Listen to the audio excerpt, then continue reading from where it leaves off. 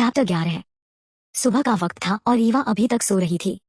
वैसे तो वो जल्दी उठ जाती थी, लेकिन जब कभी रात को अतीत की यादें उसका पीछा करती तो देर रात तक उसे नींद नहीं आती थी और सुबह वो देर से उठती थी, और आज भी वही हुआ। बाहर आरित्र आज समय से पहले ही उठ गया था, क्योंकि उसे खुशी इतनी थी कि नींद भी नहीं आई। आज उसे धृति से मिलना था। वैसे तो वह रोज ही मिलता था, लेकिन रोज मिलने में और आज मिलने में बहुत फर्क था। पहले वो उसकी दोस्त थी और अब उसकी प्रेमिका, इसलिए वो बहुत एक्साइटेड था। आरित्र तैयार होकर नीचे आया तो घर में पसरे सन्नाटे को देख उसे ईवा का ध्यान आया। सुबह के 8 बज चुके थे और इस वक्त ईवा उठ जाती थी, लेकिन आज घर में उसके होने का कोई निशान ही नजर नहीं आ रहा था। आरित्र ने पहले उसे आवाज देने का सोचा, लेकिन फिर उसकी सर्द लाल आंखें याद आते ही उसने अपने इस ख्याल को झटका और कॉलेज के लिए निकल गया। वैसे भी उसमें और ईवा में न तो दोस्ती थी और न ही ऐसा कोई रिश्ता जो वो फिक्र जता पाता। वहीं दूसरी ओर वैदेह भी ईवा के घर के लिए निकल चुका था। कल रात वो उससे बात नहीं कर पाया था और न ही उससे कुछ पूछ पाया था, क्योंकि जिस ईवा को वो जानता था और जो ईवा कल उसके सामने थी, उन दोनों में जमीन आसमान का फर्क था और वो इसी फर्क को समझ नहीं पाया था। जिस ईवा को वो जानता था उसकी आंखों में मासूमियत भरी रहती थी, लेकिन जो ईवा कल उसके सामने थी उसकी आंखों में कोई भाव ही नहीं थे, और अगर कोई भाव उसने देखा था तो वो मौत सा ठंडा था, जिसे देख उसे खुद भी अजीब सा एहसास हुआ था, जैसे वो किसी अजनबी से मिला हो। लेकिन आज वो उससे बात करने, उसके बारे में सब जानने की आखिर क्यों वो ऐसी बन गई, सब जानने जा रहा था। वैदेह ने घर के सामने गाड़ी रोकी और बाहर आ गया। उसने डोरबेल बजाई और दरवाजा खुलने का इंतजार करने लगा, लेकिन उसे 10 मिनट हो गए थे मगर अभी भी दरवाजा नहीं खुला था। उसने दोबारा बेल बजाई, लेकिन कोई रिस्पॉन्स नहीं। उसने दरवाजे पर नॉक किया तो दरवाजा हल्का सा खुल गया। वैदेह को हैरानी हुई। उसने हल्का सा पुश किया तो पूरा दरवाजा खुल गया। ईवा। वैदेह ईवा को आवाज देता अंदर आ गया, लेकिन घर में पसरे सन्नाटे को देख उसे बहुत अजीब लगा। वो ईवा को आवाज देता अंदर तक आ गया था, लेकिन ऐसा लग रहा था जैसे घर में कोई भी न हो। वैदेह उस कमरे के सामने आ गया जिसमें ईवा पेंटिंग बनाती थी। उसने दरवाजा खोला तो अंदर अंधेरा था। वो कमरे के अंदर आ गया और स्विच बोर्ड ढूंढने लगा। कुछ देर बाद उसे दरवाजे से कुछ दूरी पर स्विच बोर्ड मिल गया और उसने लाइट ऑन कर दी। वैदेह ने जैसे ही सामने देखा तो उसकी आंखें बड़ी हो गई। सामने कितने ही कैनवास थे जिन पर अलग अलग तरह की डार्क पेंटिंग की गई थी। पूरे कमरा पेंटिंग से भरा पड़ा था, लेकिन उन्हें देख अंदर तक सिरहन महसूस हो रही थी। वैदेह सभी ओर देख रहा था, लेकिन उसकी नजर एक पेंटिंग पर अटक गई। एक छोटी सी लड़की थी जिसके कपड़े फटे हुए थे और उसका पूरा चेहरा खून से सना हुआ था। उसके हाथ में एक चाकू पकड़ा हुआ था जिस पर से भी नीचे खून की बूंदें टपक रही थी। नीचे फर्श पर भी खून ही खून था। उस लड़की के आसपास कई हाथ थे जो उसे पकड़ने की कोशिश में लग रहे थे। उस पेंटिंग में था तो लाल रंग, लेकिन वो पेंटिंग इतनी जीवंत लग रही थी कि किसी के भी रोंगटे खड़े हो जाएं। ऐसा लग रहा था कि वो पेंटिंग में खड़ी लड़की उस कैनवास पर नहीं, बल्कि असलियत में उस कमरे में खड़ी थी और खाली आंखों से सामने देख रही थी।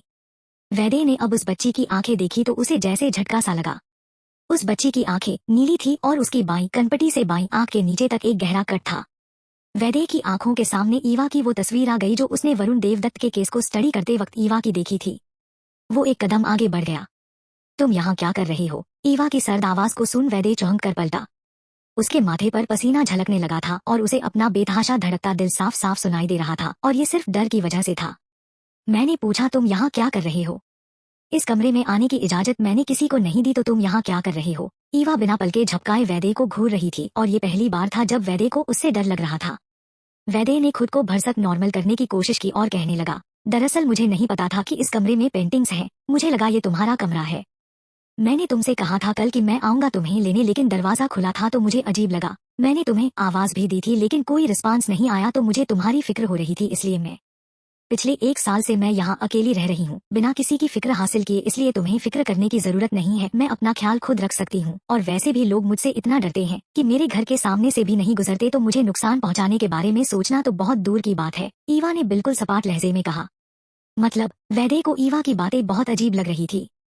3 लोगों के कातिल के साथ कोई क्यों अपना संबंध रखना चाहेगा? ईवा ने एक कदम वैदेह की तरफ बढ़ाते हुए बिल्कुल सर्द लहजे में कहा तो वैदेह एकदम से सुन्न पड़ गया। उसे इस बात की उम्मीद नहीं थी कि वो खुद से ही ये बात कहेगी। तुम ऐसे क्यों बोल रही हो? वैदेह ने अधीरता से कहा। ईवा तन से हंस पड़ी। सच में वैदेह, तुम्हें सच में नहीं पता कि मैं किस बारे में बात कर रही हूँ और क्यों कर रही हूँ? मुझे नहीं लगता कि तुमने मेरे बारे में कुछ सुना नहीं होगा या फिर ना जानने का नाटक कर रहे हो। वैदेह ने गहरी सांस ली और अपना सिर झुका लिया। वो इस बारे में बात करना चाहता था, सब कुछ जानना चाहता था, लेकिन इस तरीके से नहीं। मगर अब जब खुद के ईवा सामने से बात कर रही थी तो उसे भी चुप रहना मुनासिब नहीं लगा।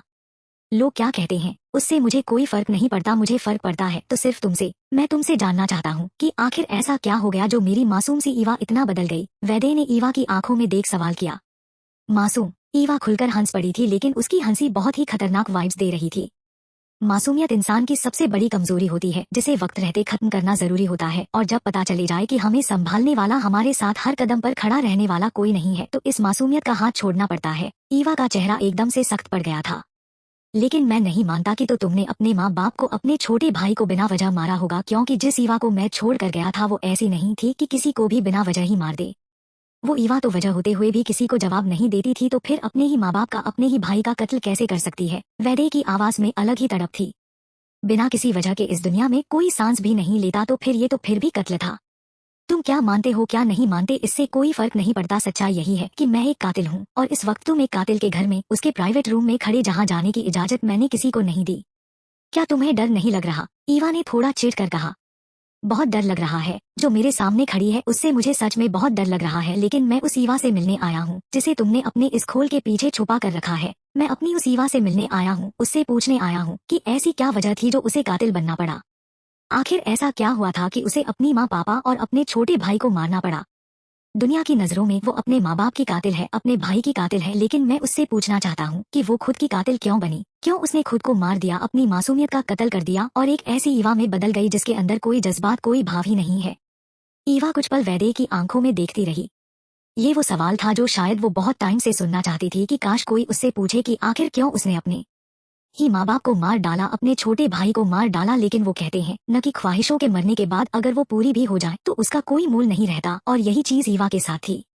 जब उसे किसी की जरूरत थी तब उसके साथ कोई भी नहीं था, और अब जब वो अकेले रहना सीख गई तब उसे किसी के सहारे की जरूरत ही नहीं पड़ रही, और ना ही किसी का दिया सहारा उसे राहत महसूस करवा रहा था। कुछ लोगों का मरना बहुत जरूरी होता है वैदे, भले ही वो खुद का अस्तित्व ही क्यों ना हो। और रही बात वजह की कि मैंने क्यों मारा, तो अब वो वजह भी खत्म हो चुकी है और वो समय भी जा चुका है। बीती बातों को दोबारा दोहराने की जरूरत नहीं है, क्योंकि अब मुझे फर्क नहीं पड़ता कि कौन मुझे क्या समझता है और मेरे बारे में क्या सोचता है। ईवा, मुझे बताओ क्या हुआ था उस दिन, क्योंकि मैं जानता हूँ वजह छोटी नहीं होगी। मैंने केस स्टडी किया था और मैंने वो तस्वीर भी देखी है जब तुम्हें गिरफ्तार करके लेकर आ रहे थे। तुम्हें कितनी चोटें आई थी, और ईवा के चेहरे की ओर इशारा कर, ये निशान भी उसी वक्त का है। तुम्हारे कपड़े भी फटे हुए थे, तुम्हारी आंखें बिल्कुल खाली थी। अगर तुमने बिना वजह उन्हें मारा होता तो तुम्हारा वो हाल न होता। तुम्हें चोटें न आई होती, तुम्हारे कपड़े नहीं फटे होते, और तुम्हारी आंखें बिना किसी भाव के बिल्कुल खाली ना होती। बताओ मुझे क्या हुआ था, मैं जानना चाहता हूँ। मैं जानता हूँ मेरी ईवा। जिस ईवा को तुम जानते थे वो बहुत पहले मर चुकी है। अगर तुम्हें इस ईवा से कोई ताल्लुक रखना है तो तुम्हारा स्वागत है, लेकिन अगर तुम 5 साल पहले वाली ईवा को ढूंढ रहे हो तो तुम्हारी कोशिश बेकार है, क्योंकि मरे हुए लोग वापस नहीं आते। ईवा ने वैदे की बात बीच में ही काटते हुए सख्त लहजे में कहा, और कमरे से बाहर चली गई। वैदे ईवा के जाने के बाद पलटा और उसकी नजर फिर से उसी पेंटिंग पर अटक गई। सारा सच तो मैं जान कर रहूंगा ईवा, और वो भी तुम्हारे मुंह से। बस सही वक्त का इंतजार है। चैप्टर 12। सुबह का वक्त था जब ईवा अपने कमरे से बाहर आई। उसने येलो कलर की शर्ट के ऊपर एक ब्लैक कलर की चेक खुली टी शर्ट पहनी थी और साथ में शॉर्ट्स। पैरों में उसने स्नीकर्स पहने हुए थे। उसके बाल खुले थे। उसके दाएं घुटने पर एक गहरे जख्म का निशान था जो साफ बता रहा था कि वहां पर कभी गहरी चोट लगी थी। वैदे उसे ही देख रहा था और ईवा उस पर ध्यान दिए बिना ही अपने लिए चाय बना रही थी। वैदे के हाथ में कॉफी का कप पहले से था जो ईवा ने पहले बनाकर दे दिया था। तुम कहीं जा रही हो? वैदे ने पूछा, क्योंकि जितनी जल्दी में वो काम कर रही थी ऐसे ही लग रहा था जैसे उसे कहीं जाने की जल्दी है। हाँ, कुछ काम था इसलिए, ईवा ने आराम से कहा। तुमने पढ़ाई क्यों छोड़ दी? कुछ देर बाद वैदे ने दोबारा पूछा। बस ऐसे ही मन नहीं किया तो छोड़ दी। वैसे भी किसी कॉलेज यूनिवर्सिटी में मुझे एडमिशन अगर मिल भी जाता तो फिर लोगों की नजरें और बातें मुझे इरिटेट करती, इसलिए छोड़ दी। ईवा वैदे के सामने बैठ गई थी। वैदे को समझ नहीं आ रहा था कि उससे क्या बात करे, क्योंकि जिस ईवा से वो मिलने आया था वो तो बहुत पहले ही खो चुकी थी, और जो उसके सामने बैठी थी उससे बात करने में उसे बहुत अजीब लग रहा था, क्योंकि उसमें कोई जज्बात, कोई भाव ही नहीं थे। तुम्हारे पापा के बारे में सुना? जानकर बुरा लगा, बहुत ही दर्दनाक मौत हुई उनकी। ईवा ने वैदे को गौर से देखते हुए कहा। सोचा नहीं था कि जब वापस आऊंगा तो पापा को इस हालत में देखूंगा, लेकिन शायद मेरी किस्मत में पापा का प्यार नहीं था, इसलिए वो मुझे छोड़कर चले गए। मगर जिसने भी मेरे पापा को मारने की साजिश रची उसे मैं जिंदा नहीं छोड़ूंगा। वैदे के चेहरे पर गुस्सा और तकलीफ दोनों थे। मेरा मानना है कि ऐसी मौत उन लोगों की होती है जिन्होंने कुछ गलत किया हो, शायद तुम्हारे पापा। पापा ने कभी कुछ गलत नहीं किया, वैदे ने ईवा की बात काट सख्त लहजे में कहा। मुझे पूरा यकीन है ये उनके किसी दुश्मन का काम है जो उनकी तरक्की से जलते थे। आज नहीं तो कल मैं उसे ढूंढ ही निकालूंगा और ऐसी मौत दूंगा कि दोबारा जन्म लेने से पहले भी 1000 बार सोचेगा। वैदेह के चेहरे पर उस इंसान के लिए गुस्सा और नफरत के भाव साफ दिख रहे थे जिसने उसके पापा को मारा, लेकिन नहीं जानता था कि उसके पापा को मारने वाला उसके सामने ही बैठा है।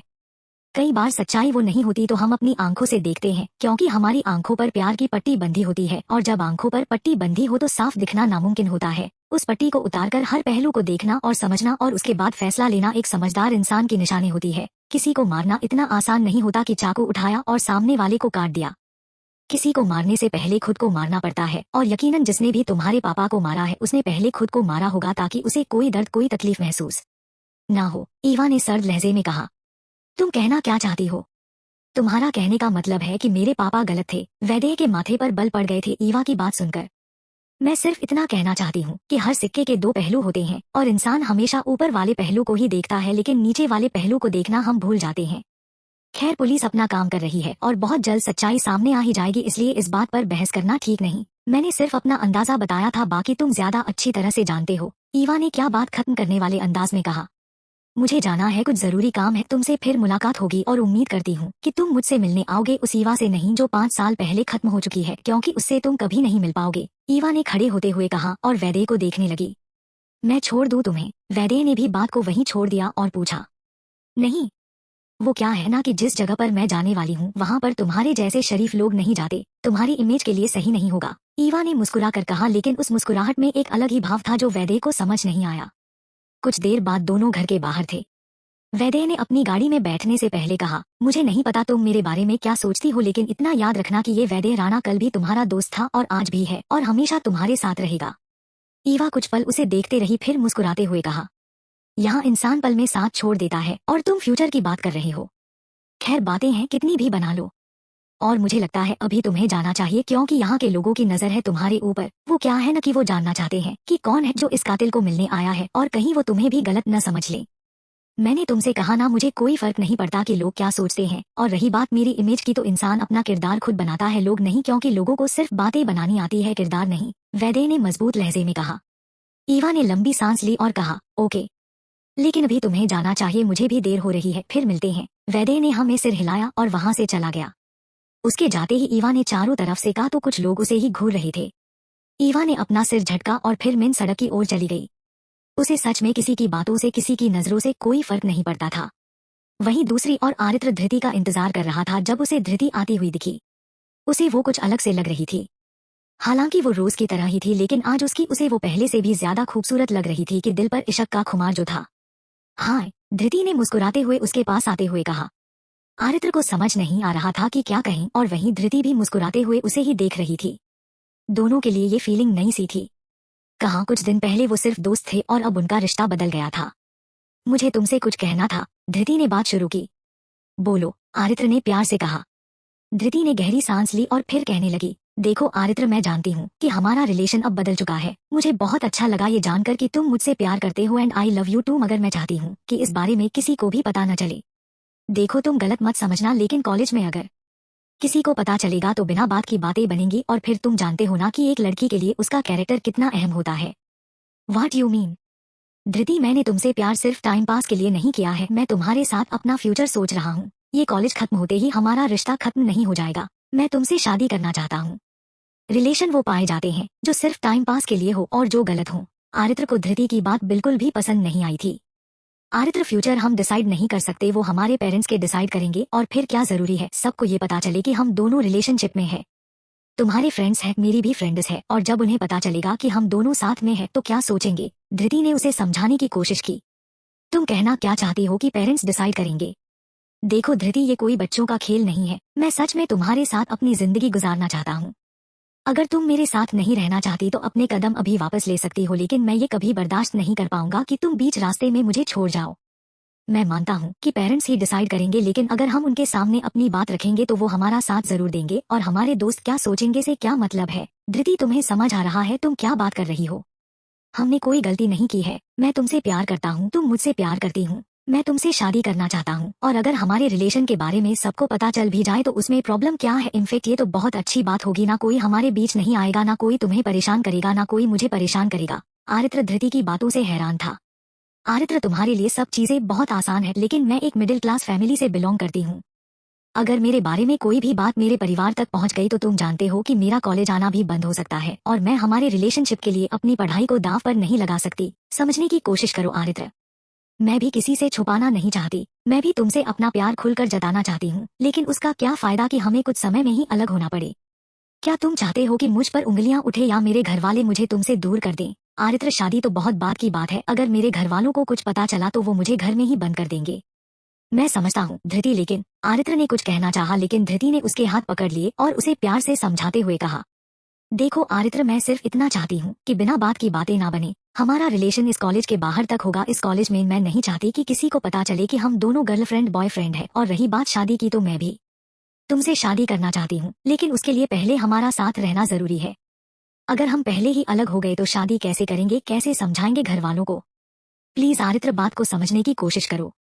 मैं भी तुमसे टाइम पास के लिए प्यार नहीं कर रही हूँ। हमारी दोस्ती को जितना वक्त हो गया है, इतने वक्त में मैं समझ गई हूँ कि मैं तुम्हारे बिना नहीं रह सकती। जब तुम्हारी दोस्त थी तब भी तुम्हारे बिना नहीं रह सकती थी, और अब तो मैं तुमसे प्यार करती हूँ। मैं कैसे रह पाऊंगी तुम्हारे बिना? बस इसलिए मैं चाहती हूँ कि हमारे बारे में किसी को पता ना चले, ताकि जितना भी टाइम हम कॉलेज में है हम एक दूसरे के साथ बिता सके। आरित्र ने कुछ नहीं कहा, बस धृति को देखता रहा। आरित्र, तुम मुझसे प्यार करते हो ना, तो प्लीज मेरी बात को समझो। क्या तुम चाहते हो कि कोई मुझ पर कमेंट करे? डू यू लव मी ना? धृति ने आरित्र के चेहरे को अपने हाथों में थाम भरी आंखों से पूछा। आरित्र ने लंबी गहरी सांस ली और हाँ में सर हिला दिया। आई लव यू धृति, और मैं तुम्हारी कोई भी बात काटना नहीं चाहता था। बस मैं ये चाहता था कि मैं पूरे हक से सबके सामने तुम्हारा हाथ थाम सकूं। लेकिन अगर तुम नहीं चाहती कि हमारे रिलेशन के बारे में किसी को पता चले तो मैं इस बात का ध्यान रखूंगा, क्योंकि मुझे सिर्फ तुम्हारी खुशी चाहिए। आरित्र ने धृति के आंसू साफ किए और उसके माथे को चूम लिया। धृति उसके गले लग गई। कुछ देर बाद दोनों अलग हुए तो मुस्कुराते हुए कॉलेज की ओर चले गए। आरित्र ने धृति की खुशी के लिए उसकी बात मान तो ली थी, लेकिन वो ये भूल गया था कि जिस रिश्ते में कुछ छुपाना पड़े या जिस रिश्ते का आधार है शर्तें हों, वो कभी भी मंजिल तक नहीं पहुंच पाते। चैप्टर 13।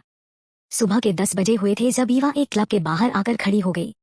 उसने अपना फोन निकाला और शायन को कॉल कर दिया। कहाँ हो? ईवा की आवाज एकदम से गंभीर थी। यहीं हूँ, आ जाओ, वेट कर रहा हूँ। शायन की आवाज भी गंभीर थी, जिसमें उसकी चंचलता और शरारत बिल्कुल भी नहीं झलक रही थी। कुछ देर बाद ईवा क्लब के अंदर थी। बाहर से क्लब जितना शांत लग रहा था, अंदर का नजारा उससे बिल्कुल अलग था। हालांकि अभी दिन का वक्त था और सुबह का समय था, लेकिन फिर भी अंदर ऐसा माहौल बना हुआ था जैसे आधी रात का वक्त हो।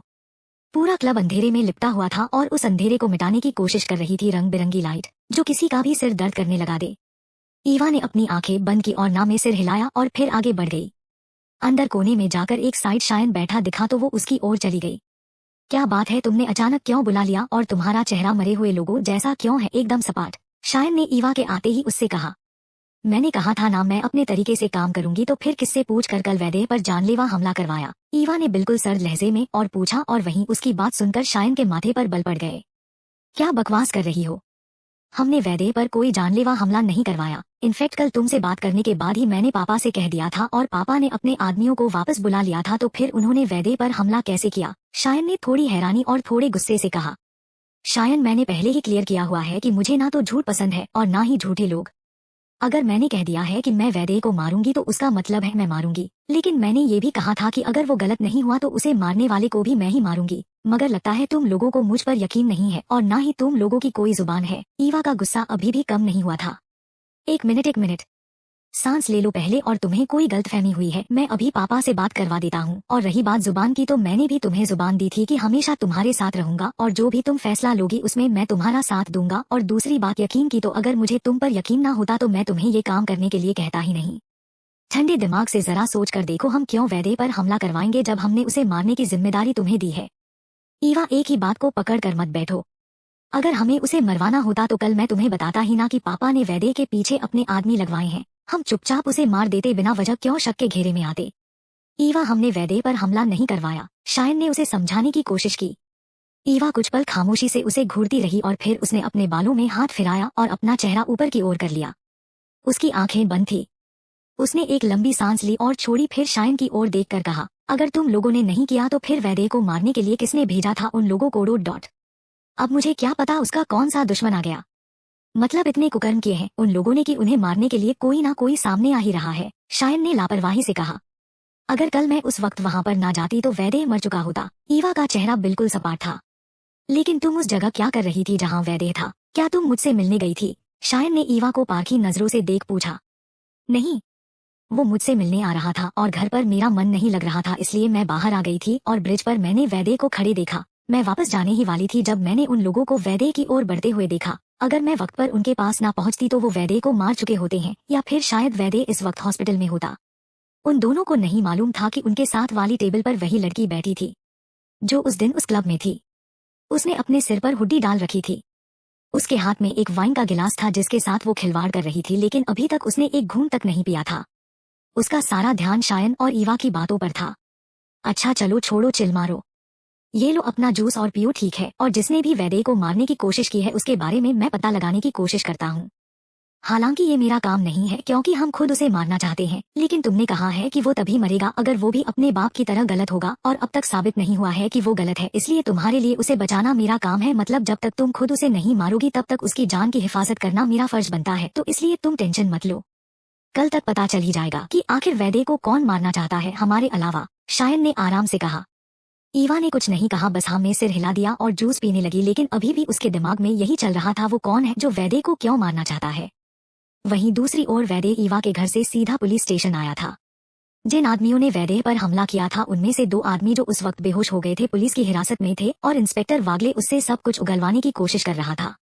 कुछ बताया उन्होंने कि आखिर किसके कहने पर उन्होंने मुझे मारने की कोशिश की? वैदेह ने वागले से पूछा। निरण वहाँ पहले से ही मौजूद था। उन्होंने अभी तक कुछ भी नहीं बताया है। पुलिस लॉकअप में आने के बाद उनकी अच्छे से खातिरदारी की थी, लेकिन उन्होंने कोई नाम नहीं लिया और बेहोश हो गए, इंस्पेक्टर वागले ने बताया।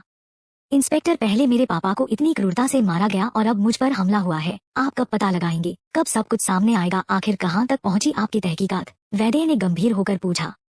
हम पता लगाने की कोशिश कर रहे हैं। वैसे आपने बताया कि आपके साथ उस वक्त एक लड़की थी, ईवा देवदत्त। शायद आपको पता नहीं है कि उसका भी पुलिस रिकॉर्ड है मर्डर के केस में, और वो 4 साल जुवेनाइल में रह चुकी है। कहीं उसने तो, इंस्पेक्टर वागले ने कहा, और वहीं वैदेह का चेहरा एकदम से सख्त पड़ गया। आपको अगर याद ना हो तो मैंने आपको ये भी बताया था कि मुझे ईवा ने बचाया। अगर उस वक्त वो समय पर न आती तो इस वक्त में चिता पर होता, वैदेह ने सख्त लहजे में कहा। आप गलत मत समझिए वैदेह साहब, बात सिर्फ इतनी है कि उसका पुलिस रिकॉर्ड रह चुका है, और पहले भी वो 3 लोगों को मार चुकी है जो कि उसकी अपनी फैमिली के थे, और ऐसे लोगों पर शक सबसे पहले जाता है। अभी उसे जेल से छूटे 1 साल। इनफ, वैदेह ने जोर से हाथ टेबल पर मारा और उठ खड़ा हुआ। जिस चीज के बारे में आपको पता लगाने के लिए कहा गया है उसी चीज के बारे में पता लगाए, बिना मतलब के किसी पर भी इल्जाम लगाने की जरूरत नहीं है। वैदेह के चेहरे पर गुस्सा साफ झलक रहा था। इंस्पेक्टर ने आगे कुछ नहीं कहा और वैदेह उसे घूरते हुए बाहर निकल गया। निरण भी उसके साथ ही चला गया। हार्दिक, पता लगाओ कि जिस दिन रंजीत राणा का कत्ल हुआ उस दिन ईवा देवदत्त कहाँ थी? वैदेह और निरण के जाते ही इंस्पेक्टर वागले ने सब इंस्पेक्टर हार्दिक से कहा और दरवाजे की ओर देखने लगा जिस ओर से वैदेह और निरण गए थे। सारे सबूत मिटाने के बाद भी ईवा पुलिस की नजरों में आ ही गई थी। चैप्टर 14। तुम कहना क्या चाहते हो इंस्पेक्टर? ईवा ने इंस्पेक्टर वागले को घूरते हुए पूछा। मैंने कोई रॉकेट साइंस नहीं पूछा, सिर्फ इतना पूछा कि 6 फरवरी को तुम कहाँ थी। इसका जवाब इतना मुश्किल तो नहीं होना चाहिए, इंस्पेक्टर वागले ने आराम से ईवा को देखते हुए कहा। इस वक्त ईवा पुलिस स्टेशन में वागले के सामने बैठी थी। हार्दिक ने जब वागले को बताया कि 6 फरवरी के दिन ईवा अपने घर में नहीं थी तो उसने ईवा को पूछताछ के लिए पुलिस स्टेशन बुला लिया था। जवाब मुश्किल नहीं है, लेकिन तुम किस वजह से पूछ रहे हो मैं ये जानना चाहती हूँ, ईवा ने सपाट लहजे में कहा। वजह बिल्कुल साफ है मैडम, 6 फरवरी को रंजीत राणा का मर्डर हुआ था और उस दिन आप अपने घर में नहीं थी।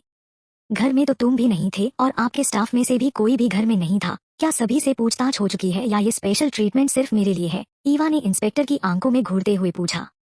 हम ड्यूटी पर थे, वागले ने दांत पीसते हुए कहा। तो मैं भी अपनी जिंदगी में थी। कहाँ किसके साथ क्या हो रहा है इससे मुझे कोई मतलब नहीं। इस शहर में, इस दुनिया में लाखों एक्सीडेंट रोज होते हैं, लाखों कत्ल रोज होते हैं, तो क्या सबकी पूछताछ मुझसे की जाएगी सिर्फ इसलिए कि मैं 6 तारीख को घर पर नहीं थी? तो तुम्हें लगता है कि मैं उस मर्डर में इन्वॉल्व हूँ? ईवा ने सर्द लहजे में कहा। अब ये तो आप अच्छी तरह से जानती ही होंगी कि जिस पर कत्ल का केस पहले से चल चुका हो उस पर शक सबसे पहले जाता है। और दूसरी बात मुझे पता चली है कि रंजीत राणा आपके स्टेपफादर के दोस्त रहे थे, तो उस हिसाब से तो आप उन्हें जानती होंगी। वागले ने हल्के से मुस्कुरा कर कहा, जैसे कि ईवा कोई छोटी बच्ची हो और वो उसे दुनियादारी के बारे में समझा रहा हो। ऐसे तो मैं आपको भी जानती हूँ, और रही बात जानने की तो वरुण देवदत्त का कौन दोस्त था और कौन नहीं, इससे मुझे ना तो कभी लेना देना था और ना ही कभी होगा, इसलिए अपनी इन्वेस्टिगेशन कहीं और जाकर कीजिए, ईवा ने गुस्से आ कहा। जिस हिसाब से आप जवाब दे रही हैं, मेरा शक आप पर बढ़ रहा है, वागले ने आंखें सिकोड़ते हुए कहा। और जिस हिसाब से तुम मुझसे पूछताछ कर हो, मेरा शक इस बात पर बढ़ रहा है कि तुम जानबूझकर मुझे इस केस में फंसाने की कोशिश कर रहे हो, और वजह सिर्फ इतनी है कि मैं पहले मर्डर के केस में जेल जा चुकी हूँ और तुम लोगों को असली कातिल का पता चल नहीं रहा, तो तुमने सोचा क्यों ना इसी को ले लेते हैं, क्योंकि ये सोसाइटी है ना, ये आसानी से मान जाएगी। मैं पहले 3 कत्ल कर चुकी हूँ, तो किसी के लिए मानना मुश्किल नहीं होगा कि मैंने एक और कत्ल कर दिया। ईवा ने इस बार आराम से पीछे कुर्सी से टेक लगाकर सीधा वागले की आंखों में देख कहा, देखिए मैडम, आप बात को बिना वजह घुमा रही हैं। आप सीधे सीधे बता दीजिए कि 6 फरवरी की पूरे दिन आप कहाँ थी, क्योंकि घर पर तो आप थी नहीं और सीसीटीवी फुटेज हम चेक कर चुके हैं। आप शाम के वक्त वहाँ पर वापस आई थी जिस वक्त रंजीत राणा का मर्डर हुआ था, उससे ठीक 1.5 घंटा बाद, और हमने पता लगाया है कि आपके घर से राणा इंटरप्राइज का रास्ता 1.5 घंटे का है, तो इसका हम क्या मतलब निकाले? वागले ने इस बार सख्ती से कहा। मतलब तो निकालने के लिए होते हैं इंस्पेक्टर साहब, कुछ भी निकाल लो, उसमें कौन सा पैसे लगते हैं? एक लड़की की आवाज पर इंस्पेक्टर वागले ने सामने देखा और वही ईवा का चेहरा सख्त पड़ गया।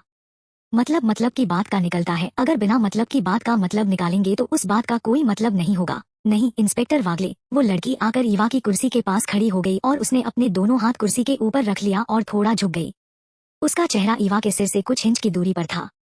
आप कौन? वागले ने उस लड़की को देख पूछा। वो लड़की करीब 24 साल की रही होगी।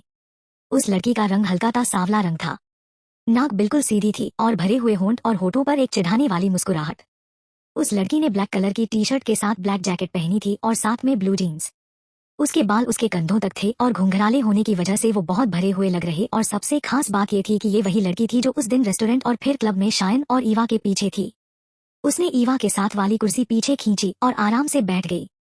उसने अपनी एक बाजू कुर्सी के ऊपर रख ली और थोड़ा टेढ़ा होकर बैठ गई। अद्रिजा रस्तोगी मेरा नाम है, आई एम अ फाइटर। आप गूगल पर सर्च कर सकते हैं, वहाँ आपको मेरे बारे में कुछ नहीं मिलेगा, क्योंकि मैं इतनी बड़ी फाइटर नहीं हूँ, लेकिन इतनी बड़ी फाइटर जरूर हूँ कि अपने लिए कमा सकती हूँ, खा सकती हूँ और आराम से रह सकती हूँ। आपको और कुछ जानना है मेरे बारे में? अगर मेरी हॉबीज की बात करें तो उसमें सिंगिंग है, डांसिंग भी है, राइटिंग भी है और रीडिंग भी है। दुनिया में ऐसा कोई भी काम नहीं है जो मुझे पसंद नहीं है, बस एक चीज को छोड़कर, और वो है बेमतलब के सवाल। मतलब जिन सवालों का कोई मतलब नहीं है, उन सवालों को पूछने का क्या मतलब? तो इन शॉर्ट मुझे मतलब पसंद नहीं है, और अगर इसे संक्षेप में बताया जाए तो मुझे मतलब के मतलब से चिढ़ होती है। अद्रिजा ने एक ही सांस में कहा तो ईवा और इंस्पेक्टर उसे देखने लगे।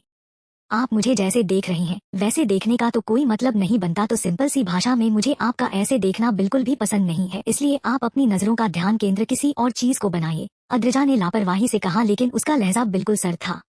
देखिए मिस रस्तोगी, आप मेरी पूछताछ में दखल दे रही है और इस वजह से आप मुझे गिरफ्तार भी कर सकते हैं। बिल्कुल अच्छी तरह से जानती हूँ, लेकिन मैं यहाँ सिर्फ इसलिए आई हूँ ताकि आपको ये साफ साफ स्पष्ट शब्दों में बता दूं कि 6 फरवरी के दिन और शाम को ईवा मेरे साथ थी। अद्रिजा ने वागले की बात बीच में ही काटते हुए कहा।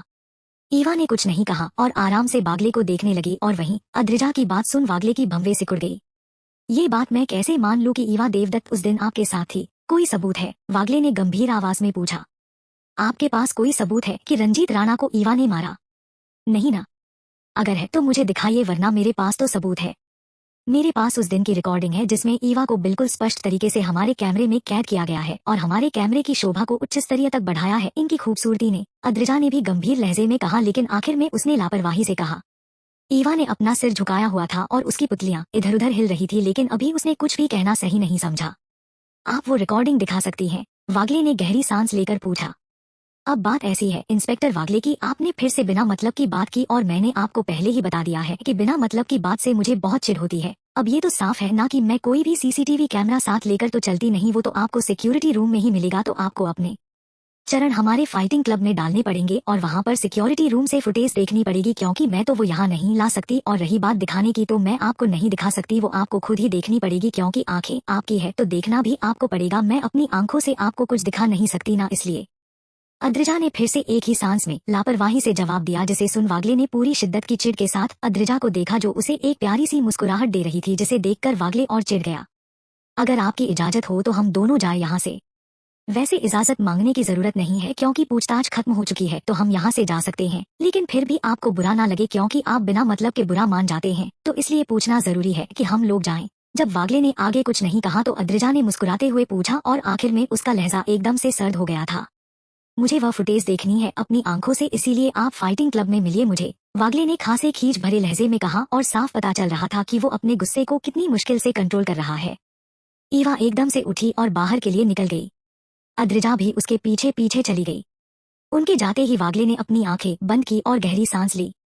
संदीप, चाय ला एक कप, वागले ने हवलदार से कहा और अपनी आंखें बंद किए ही कुर्सी से टेक लगा ली। ईवा, अद्रिजा जैसे ही बाहर आई उसने ईवा को आवाज दी। ईवा रुक गई लेकिन उसकी ओर पलटी नहीं। एक तो मैंने तुम्हारी इतनी मदद की और ऊपर से तुम इतना एटीट्यूड दिखा रही हो, इसकी वजह जान सकती हूँ? अद्रिजा ने ईवा के सामने आकर सवाल किया। ईवा ने से सर्द नजरों से उसे देखा और फिर एक कदम उसकी ओर बढ़ा दिया। मेरी मदद करने की वजह? क्योंकि जहां तक मुझे पता है तुम्हें भले ही मतलब पसंद ना हो लेकिन तुम बिना मतलब के किसी की मदद करती नहीं, ईवा ने अद्रिजा की आंखों में घूरते हुए कहा। अद्रिजा के चेहरे पर एक तिरछी मुस्कुराहट आ गई और उसने आराम से कहा, सही कहा तुमने। मुझे मतलब पसंद नहीं और बिना मतलब के मैं किसी की मदद करती नहीं जब तक कोई मेरे लिए खास न हो, और इतनी वजह काफी है कि तुम मेरे लिए बहुत खास हो। क्योंकि अद्रिजा अपना चेहरा ईवा के कान के पास किया और फिर फुसफुसाते हुए कहा, तुम्हें मैं अपने हाथों से मारना चाहती हूँ। उसकी बात सुनी ईवा अपना चेहरा नीचे कर हल्के से हंस पड़ी और फिर अद्रिजा के बिल्कुल करीब आकर मजाक उड़ाने वाले लहजे में कहा, मार तो तुम्हारा बाप भी नहीं पाया था मुझे, तो तुम क्या चीज हो? Adrija Rastogi. Oh sorry sorry Adrija Devdutt. Chapter 15। शाम का वक्त होने को था जब ईवा ने अद्रिजा को अद्रिजा देवदत्त कहकर पुकार। अद्रिजा का चेहरा एकदम से सख्त पड़ गया था। अपनी हद में रहो ईवा, ये मत भूलो कि मैंने तुम्हारी मदद की है और अगर मैं चाहूँ तो मैं अपने कदम पीछे भी ले सकती हूँ और फिर तुम्हारा क्या होगा ये तुम अच्छी तरह से जानती हो, अद्रिजा ने दांत पीसते हुए कहा। ईवा उसकी बात सुनकर हंस पड़ी और फिर उसने अपने बालों में हाथ फिराया और अपनी गर्दन थोड़ी सी टेढ़ी कर अद्रिजा की आंखों में देख सर्द लहजे में कहा, तुम्हें लगता है कि मुझे तुम्हारी मदद की जरूरत पड़ेगी? तुम खुद चलकर आई हो मेरी मदद करने, क्योंकि तुम्हें मुझे अपने हाथों से जो मारना है, और मैं वादा करती हूँ तुम्हारी ये इच्छा मैं इस जन्म में तो पूरी होने नहीं दूंगी, बाकी अगले जन्म का हिसाब अगले जन्म में करेंगे। सही वक्त का इंतजार करो, सब हिसाब इसी जन्म में होंगे और उस वक्त मेरा खंजर होगा और तुम्हारा सीना, अद्रिजा ने ईवा की आंखों में घूरते हुए कहा। बेसब्री से इंतजार रहेगा उस दिन का और यकीन मानो अपनी मौत को देखने की तुमसे ज्यादा खुशी मुझे ही होगी। लोग मौत से भागते हैं और मौत मुझसे, हाँ हमारा कनेक्शन ही उल्टा है, देखते हैं किस दिन सीधा होता है, ईवा ने आराम से कहा और फिर अद्रिजा के कंधे से अपना कंधा टकराकर आगे बढ़ गई। अद्रिजा ने कसकर अपनी आंखें बंद कर ली और फिर लंबी सांस छोड़ते हुए दांत पीसते हुए कहा, कनेक्शन तो सीधा हो जाएगा और जब मौत तुम्हारी आंखों के सामने खड़ी होगी तो तुम्हारा सारा घमंड चूर चूर हो जाएगा और उससे मेरे दिल को सुकून मिलेगा। तुम्हारी वजह से मैंने बहुत कुछ खोया है तो तुम्हें इतनी आसान मौत तो मैं मिलने नहीं दूंगी। Eva, you can't do this to me, I am your best friend, then how can you do this? 16 साल की अद्रिजा गुस्से से हाँफ रही थी। मैंने कुछ भी नहीं किया और मैं तो मम्मा से बोल रही हूँ कि मुझे वरुण अंकल बिल्कुल भी अच्छे नहीं लगते, लेकिन पता नहीं क्यों मम्मा मेरी बात सुन ही नहीं रही है, तो मैं क्या करूँ? 12 साल की ईवा मायूसी से बोली। Oh really? तुम्हें लगता है कि तुम इस तरह की बातें बनाओगी और मैं तुम पर यकीन कर लूंगी? मैं अच्छी तरह से जानती हूँ कि तुम्हें एक पापा चाहिए थे और अब तुम मेरे पापा को मुझसे छीन रही हो। अद्रिजा का गुस्सा कम होने का नाम ही नहीं ले रहा था।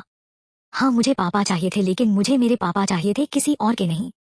तुम क्यों मुझसे लड़ रही हो जबकि मैंने तो कुछ किया भी नहीं है? ईवा अपनी बात समझाने की कोशिश कर रही थी। ईवा, मैं तुम्हें बता रही हूँ, अगर तुमने मेरे पापा मुझसे छीनने की कोशिश की तो मैं तुम्हें पूरी जिंदगी में कभी नहीं बुलाऊंगी। हमारी दोस्ती खत्म समझो, अद्रिजा ने कहा और वहां से जाने लगी। ईवा ने जल्दी से उसकी बाह पकड़ी। अदी मेरी बात तो सुनो। मुझे कुछ नहीं सुनना। सिर्फ तुम्हारी वजह से पापा मम्मा से झगड़ा कर रहे थे। सिर्फ तुम्हारी वजह से मुझसे ज्यादा पापा तुम्हें प्यार करते हैं। तुम मेरे पापा को मुझसे छीन रही हो ईवा, और मैं ये कभी होने नहीं दूंगी। अपनी मम्मा को समझाओ वरना हमारी दोस्ती खत्म और मैं तुम्हें कभी माफ नहीं करूंगी। अद्रिजा गुस्से से अपना हाथ छुड़ाते हुए चली गई। तुम आज भी नहीं बदली हो अद्रिजा। तब भी तुम सिर्फ अपनी बात बोलकर चली जाती थी और आज भी सिर्फ अपनी बात को ही सामने रखती हो, लेकिन तब में और अब में बहुत फर्क आ चुका है कि तब मैं तुम्हें समझाना चाहती थी और अब मुझे कोई फर्क नहीं पड़ता कि तुम क्या सोच रही हो मेरे बारे में, ईवा ने खुद से कहा और टैक्सी रुकवा उसमें बैठ चली गई। वैदे अपने कमरे में बैठा था और उसका सिर सोफे पर टिका हुआ था। उसके कानों में अभी भी ईवा की कही बात गूंज रही थी और साथ ही उस कमरे में बनाई हुई उसकी वो पेंटिंग जिसमें यकीनन वो छोटी सी बच्ची ईवा ही थी। किसी को मारना इतना आसान नहीं होता कि चाकू उठाया और सामने वाले को काट दिया। किसी को मारने से पहले खुद को मारना पड़ता है। तुम अगर नहीं बताना चाहती तो मत बताओ ईवा, लेकिन मैं सच्चाई तक पहुंच कर रहूंगा। जानता हूँ कि 5 साल बहुत ज्यादा लंबा वक्त है, लेकिन इतना भी नहीं कि 5 साल पहले की सच्चाई सामने ना सके, और मैं भी अच्छे से जानता हूँ कि मुझे शुरुआत कहाँ से करनी है, वैदेह ने खुद से कहा और फिर उठकर अपना लैपटॉप ऑन कर लिया। कुछ देर उस पर उंगलियां चलाने के बाद उसने अपना फोन उठाया और लैपटॉप से देख एक नंबर डायल किया। कुछ देर रिंग जाती रही और फिर कॉल रिसीव हो गया। हेलो, मैं वैदेह राणा बोल रहा हूँ, मुझे आपसे कुछ बात करनी थी, क्या आप मिल सकते हैं? दूसरी तरफ से कुछ कहा गया तो वैदेह ने राहत की सांस ली। शुक्रिया, मैं कल टाइम से पहुंच जाऊंगा, वैदेह ने कहा और कॉल कट कर दिया। बहुत जल्द मैं सब ठीक कर दूंगा ईवा। अब मेरी जिंदगी के सिर्फ दो ही मकसद हैं, पहला पापा के कातिल को सजा देना और दूसरा तुम्हारे साथ जो कुछ भी हुआ उसकी सच्चाई सामने लाना, क्योंकि मुझे तुम पर पूरा यकीन है कि तुम किसी को नहीं मार सकती, वैद्य ने कहा और फिर उठकर बाहर की ओर चला गया। ईवा घर पहुंच गई थी। आरित्र किचन में अपने लिए कॉफी बना रहा था और उसका चेहरा बता रहा था कि वो कितना खुश है। उसका गुनगुनाना उसकी खुशी को साफ बयां कर रहा था। ईवा ने उसे देखा और फिर अपने कमरे में चली गई। दरवाजा बंद होने की आवाज पर आरित्र पलटा। क्या ईवा आ गई? हाश, कितनी अजीब लड़की है ये। मतलब कोई इतना अजीब कैसे हो सकता है? आरित्र दोबारा अपने काम में लग गया और साथ में बोले जा रहा था, दुनिया में इससे भी अजीब प्राणी पाए जाते हैं। ईवा की आवाज एकदम से अपने पास सुन आरित्र चिहुक कर 2 कदम पीछे हो गया और उसने अपने सीने पर हाथ रख लिया। ईवा ने उसे एक भम चढ़ाकर देखा और फिर न में सिर हिलाकर अपने लिए चाय बनाने लगी। तुम पागल हो क्या? ऐसे कौन पीछे से एकदम से आकर बोलता है, और वो भी इतने डरावने तरीके से? आरित्र ने चिढ़कर कहा। ईवा ने उसे 2 पल देखा, जिसे देखना कम और घूरना कहना ज्यादा सही होगा, और फिर अगले ही पल वो उसके एकदम करीब आकर खड़ी हो गई। आरित्र की ऊपर की सांस ऊपर और नीचे की सांस नीचे रह गई। उसने अब भी अपने सीने पर हाथ रखा हुआ था और पलकें झपकाते हुए ईवा को देख रहा था। पागल नहीं हूँ, लेकिन साइको जरूर हूँ, और इस वक्त मेरा किसी का कत्ल करना का बहुत मन कर रहा है। तो अगर तुम नहीं चाहते कि तुम्हारी जिंदगी के अगले पल आखिरी पल हो, तो चुपचाप अपना काम करो, ईवा ने आरित्र की आंखों में बारी बारी देखते हुए कहा और फिर पीछे हट गई। आरित्र अभी भी वैसे ही खड़ा था, अपनी सांसें रोककर, जैसे अगर उसने सांस ली तो ईवा सच में उसे यहीं खड़े खड़े मार देगी। ईवा ने चाय का पेन पूरे जोर से सिंक में फेंका तो आरित्र एकदम से हड़बड़ा गया और इसी चक्कर में उसका हाथ कॉफी कप पर लगा और कप गिर गया, और साथ ही आरित्र के पैर पर गर्म गर्म कॉफी भी। आरित्र एकदम से चीख पड़ा। ईवा ने उसकी ओर देखा जो अब अपना पैर पकड़ उछल रहा था। उसने फ्रिज में से ठंडे पानी की बोतल निकाली और सीधा उसके पैर पर डाल दी। आरित्र एक बार फिर से चीख पड़ा। ईवा ने उसे घूरा और अपने कमरे में चली गई। साइको, उसके जाते ही आरित्र ने चिढ़कर कहा और फिर अपना पैर देखने लगा जो लाल हो चुका था। वो सब छोड़ अपने कमरे की ओर चला गया। वो लंगड़ाते हुए ऊपर जा रहा था और नीचे अपने कमरे के दरवाजे पर खड़ी ईवा उसे देख रही थी। उसका चेहरा एकदम सर्द था और उसकी पकड़ चाय के कप पर काफी मजबूत हो चुकी थी। वहीं दूसरी ओर अद्रिजा फाइटिंग रिंग में थी और उसका चेहरा पूरा पसीने से भीग चुका था। वो अभी 15 मिनट पहले ही आई थी और आते ही वो एक लड़के के साथ फाइटिंग कर रही थी। हालांकि ये प्रैक्टिस ही थी, लेकिन अद्रिजा का हर वार सामने वाले लड़के को पूरी ताकत से लग रहा। अद्रिजा ने एक जोर का पंच उसके जबड़े पर मारा तो वो नीचे गिर गया और उसके मुंह से खून निकलने लगा। अद्रिजा, एक लड़के की आवाज आई तो वो रुक गई। उसकी सांसें फूली हुई थी और उसके चेहरे पर गुस्सा साफ झलक रहा था। ये सिर्फ प्रैक्टिस चल रही है, असल मैच नहीं जो तुम इस तरह फाइटिंग कर रही हो। उस लड़के ने आकर नीचे गिरे लड़के को उठने में मदद की और गुस्से से अद्रिजा से कहा। अद्रिजा ने कुछ कहा नहीं, लेकिन चीखते हुए बैरियर पर जोर से पंच मारा। उसके हाथ के जोड़ खून से लाल हो चुके थे, लेकिन उसे देख ऐसा लग रहा था जैसे उसे कोई फर्क ही नहीं पड़ रहा। वो गुस्से से हांफ रही थी और रह रहकर उसकी आंखों के सामने ईवा का चेहरा आ रहा था, जिस पर एक चिढ़ाने वाली मुस्कुराहट थी। क्या हुआ, इतने गुस्से में क्यों हो? उस लड़के ने उसके सामने पानी की बोतल करते हुए पूछा। इस वक्त मेरा दिमाग बहुत खराब है अरुल, इसलिए जाओ यहाँ से, अद्रिजा ने रूखे लहजे में कहा और अपने हाथ में बंधी पट्टियां निकालने लगी। अरुल हल्के से मुस्कुरा दिया और उसने अद्रिजा के हाथ पकड़ लिए। अरुल प्लीज जाओ यहाँ से, अद्रिजा ने अपने हाथ झटकते हुए गुस्से से कहा। अरुल ने कुछ नहीं कहा और फिर से उसके हाथ पकड़ लिए और उसके हाथों से पट्टियां निकालने लगा। अद्रिजा ने अपना चेहरा दूसरी ओर फिरा लिया। मैंने तुमसे कितनी बार कहा है कि अपने गुस्से को अपनी ताकत बनाना सीखो, कमजोरी नहीं। और वैसे भी किसी का गुस्सा किसी पर निकालने का कोई फायदा नहीं, क्योंकि उससे सेटिस्फैक्शन नहीं मिलती। अपने गुस्से को कंट्रोल करना सीखो अद्रिजा, अरुल ने नरमी से कहा और सारी पट्टियां निकाल एक और रख दी और अद्रिजा के चेहरे पर आए पसीने को टॉवल से साफ करने लगा। अद्रिजा ने गहरी सांस ली और अपना सिर झुका लिया। अरुल उसे ऐसे देख मुस्कुरा दिया और टॉवल एक और रख उसने अद्रिजा का चेहरा अपने हाथों में भर लिया। किसी बात की फिक्र मत करो अद्रिजा, मैं हूँ तुम्हारे साथ और हम सब ठीक करेंगे, अरुल ने प्यार से कहा। अद्रिजा ने हाँ में सिर हिला दिया तो अरुल आगे बढ़ा, लेकिन अद्रिजा ने अपना चेहरे पीछे की ओर कर लिया। मैं पसीने से भीगी हुई हूँ, अद्रिजा ने कहा तो अरुल हंस पड़ा और उसने अद्रिजा को खींचकर अपने गले से लगा लिया। आई लव यू डफर, अरुल ने हंसते हुए कहा तो अद्रिजा के चेहरे पर भी मुस्कुराहट आ गई और उसकी पकड़ अरुल पर कस गई। चैप्टर 16। सुबह का वक्त था जब अद्रिजा एक पंचिंग बैग पर मुक्के बरसा रही थी। उसका चेहरा पसीने से भीगा हुआ था। उसने एक जोरदार पंच पंचिंग बैग पर मारा तो वो पीछे की ओर चला गया और झूलने लगा और उसकी आंखों के सामने से पंचिंग बैग हटते ही उसे वागले खड़ा दिखा जो उसे ही घूर रहा था। अद्रिजा ने गहरी सांस ली और बैग को पकड़ लिया। कुछ ज्यादा जल्दी नहीं आ गए आप, अद्रिजा ने वागले को ऊपर से नीचे तक घूरते हुए कहा। वैसे ही बहुत ज्यादा टाइम वेस्ट हो चुका है और मैं और ज्यादा टाइम खराब करना नहीं चाहता। क्या आप मुझे फुटेज दिखाएंगी? वागले ने बिना किसी लाग लपेट के कहा। बिल्कुल आइए, अरुल ने वागले के पीछे से आते हुए कहा तो वागले उसकी ओर पलट गया। आप? वागले ने अरुल को ऊपर से नीचे तक देख पूछा। यहाँ का ओनर? आइए आपको फुटेज दिखा देता हूँ, अरुल ने कहा और सिक्योरिटी रूम की ओर चला गया। वागले भी उसके पीछे पीछे चला गया। उसके साथ 2 कांस्टेबल भी थे। अद्रिजा ने टॉवल उठाया और वो भी उनके पीछे चली गई। अरुल ने 6 तारीख की फुटेज चला दी थी जिसमें ईवा फाइटिंग रिंग में थी और अद्रिजा के साथ फाइटिंग प्रैक्टिस कर रही थी। उसका खाना, फोन चलाना, सब कुछ फुटेज में था। वागले बहुत ध्यान से फुटेज देख रहा था। पूरे दिन की फुटेज देखने के बाद वागले ने गहरी सांस ली और अरुल से कहा, मुझे ये फुटेज चाहिए, आप इसे मुझे सेंड कर दीजिए। वागले की बात पर अरुल ने अद्रिजा की ओर देखा तो उसने हाँ में सिर हिला दिया। ओके, मैं कर देता हूँ, अरुल ने कहा और वागले को क्लिप सेंड करने लगा। वागले पूरे रूम को बहुत ध्यान से देख रहा था। क्या हुआ, आपको यकीन नहीं है कि ये फुटेज असली है? अद्रिजा ने गौर से देख पूछा। बात असली या नकली की नहीं, बात सबूत की है और हम पुलिस वाले इतनी आसानी से यकीन नहीं करते, इसलिए जांच तो जरूर होगी, वागले ने आराम से कहा। वेल, आप फिर से बिना मतलब की बात कर रहे हैं और मैं आपको बता चुकी हूँ कि जिन बातों का मतलब नहीं होता उन बातों को पूछने का या जानने का कोई मतलब नहीं होता, आपका ही समय बर्बाद होगा, अद्रिजा ने कहा तो वागले ने उसकी ओर थोड़ा चिढ़ से देखा। इट्स ओके, मुझे कोई प्रॉब्लम नहीं है, वागले ने फिर लापरवाही से कहा और तब तक अरुल ने फुटेज उसे सेंड कर दी थी। थैंक यू, अगर फिर कभी जरूरत पड़ी तो फिर से परेशान करूंगा मैं आप लोगों को, वागले ने कहा और फिर वहां से चला गया।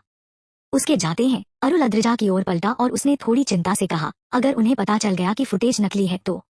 जब तक पता चलेगा तब तक बहुत देर हो चुकी होगी, फिक्र मत करो, मैंने सब कुछ सेट कर रखा है, अद्रिजा ने बिल्कुल ठंडी आवाज के कहा और सामने कैमरे की ओर देखने लगी। अरुल ने उसे देखे गहरी सांस ली और न में सिर हिला दिया। वो जानता था कि अद्रिजा ने जो रास्ता चुना है वो सही नहीं है, लेकिन फिर भी वो उसका साथ देगा, चाहे उसके लिए उसे कुछ भी क्यों न करना पड़े। अरुल अद्रिजा से 5 साल पहले मिला था एनुअल स्पोर्ट्स डे में। उस वक्त अद्रिजा का बॉक्सिंग मैच था और उसकी स्किल्स को देख अरुल काफी इम्प्रेस हुआ था क्योंकि अरुल भी स्पोर्ट्स कोटे में था। अरुल अपने एक दोस्त के साथ अद्रिजा के कॉलेज आया था और उसे देखते ही वो उसकी ओर खींच गया था। कुछ दिनों बाद उसे वो हॉस्पिटल में मिली थी क्योंकि उसकी मॉम एडमिट थी। उन्हें हार्ट अटैक आया था और ये वो समय था जब वरुण देवदत्त और उसकी फैमिली का मर्डर केस सामने आया था। अरुल ने तब पहली बार अद्रिजा से बात की थी। अद्रिजा ने उससे सही से बात नहीं की थी क्योंकि वो उसे जानती नहीं थी, लेकिन अरुल ने उसे उस दिन के मैच के बारे में बताया और ये भी कि वो भी बॉक्सिंग करता है, तो अद्रिजा ने उससे थोड़ा अच्छे से बात की थी। वैसे भी उस समय अद्रिजा को भी एक सहारे की जरूरत थी और अरुल वही सहारा बन सामने आया था। अरुल देखने में सामान्य था लेकिन उसकी पर्सनैलिटी और उसका खुद को रिप्रेजेंट करने का अंदाज उसे अट्रैक्टिव बनाता था। 2 दिन अद्रिजा की मॉम रोहिणी हॉस्पिटल में रही और वो लगातार उसके साथ था, ये बात कहीं न कहीं अद्रिजा के दिल को छू गई थी। 2 दिन बाद डॉक्टर ने रोहिणी को मृत घोषित कर दिया और उस वक्त अद्रिजा एकदम से टूट गई थी क्योंकि उसके पास उसकी मां के अलावा और कोई था भी नहीं। अरुल उसके दर्द को समझ सकता था क्योंकि उसका भी इस दुनिया में कोई नहीं था। वो एक अनाथाश्रम में बड़ा हुआ था। उस वक्त अरुल ने ही उसे संभाला था और फिर तो उनकी एक दूसरे के लिए केयर और साथ का प्यार में बदला उन्हें पता ही नहीं चला। अद्रिजा के बारे में अरुल को सब कुछ पता था और वो उसके साथ भी था। वरुण देवदत्त और फैमिली मर्डर केस में ईवा को सजा हुआ थी, लेकिन अद्रिजा के लिए ये काफी नहीं था। अरुल को इतना पता था कि वरुण देवदत्त अद्रिजा के असली फादर थे और इसलिए वो उनकी मौत का बदला ईवा से लेना चाहती थी।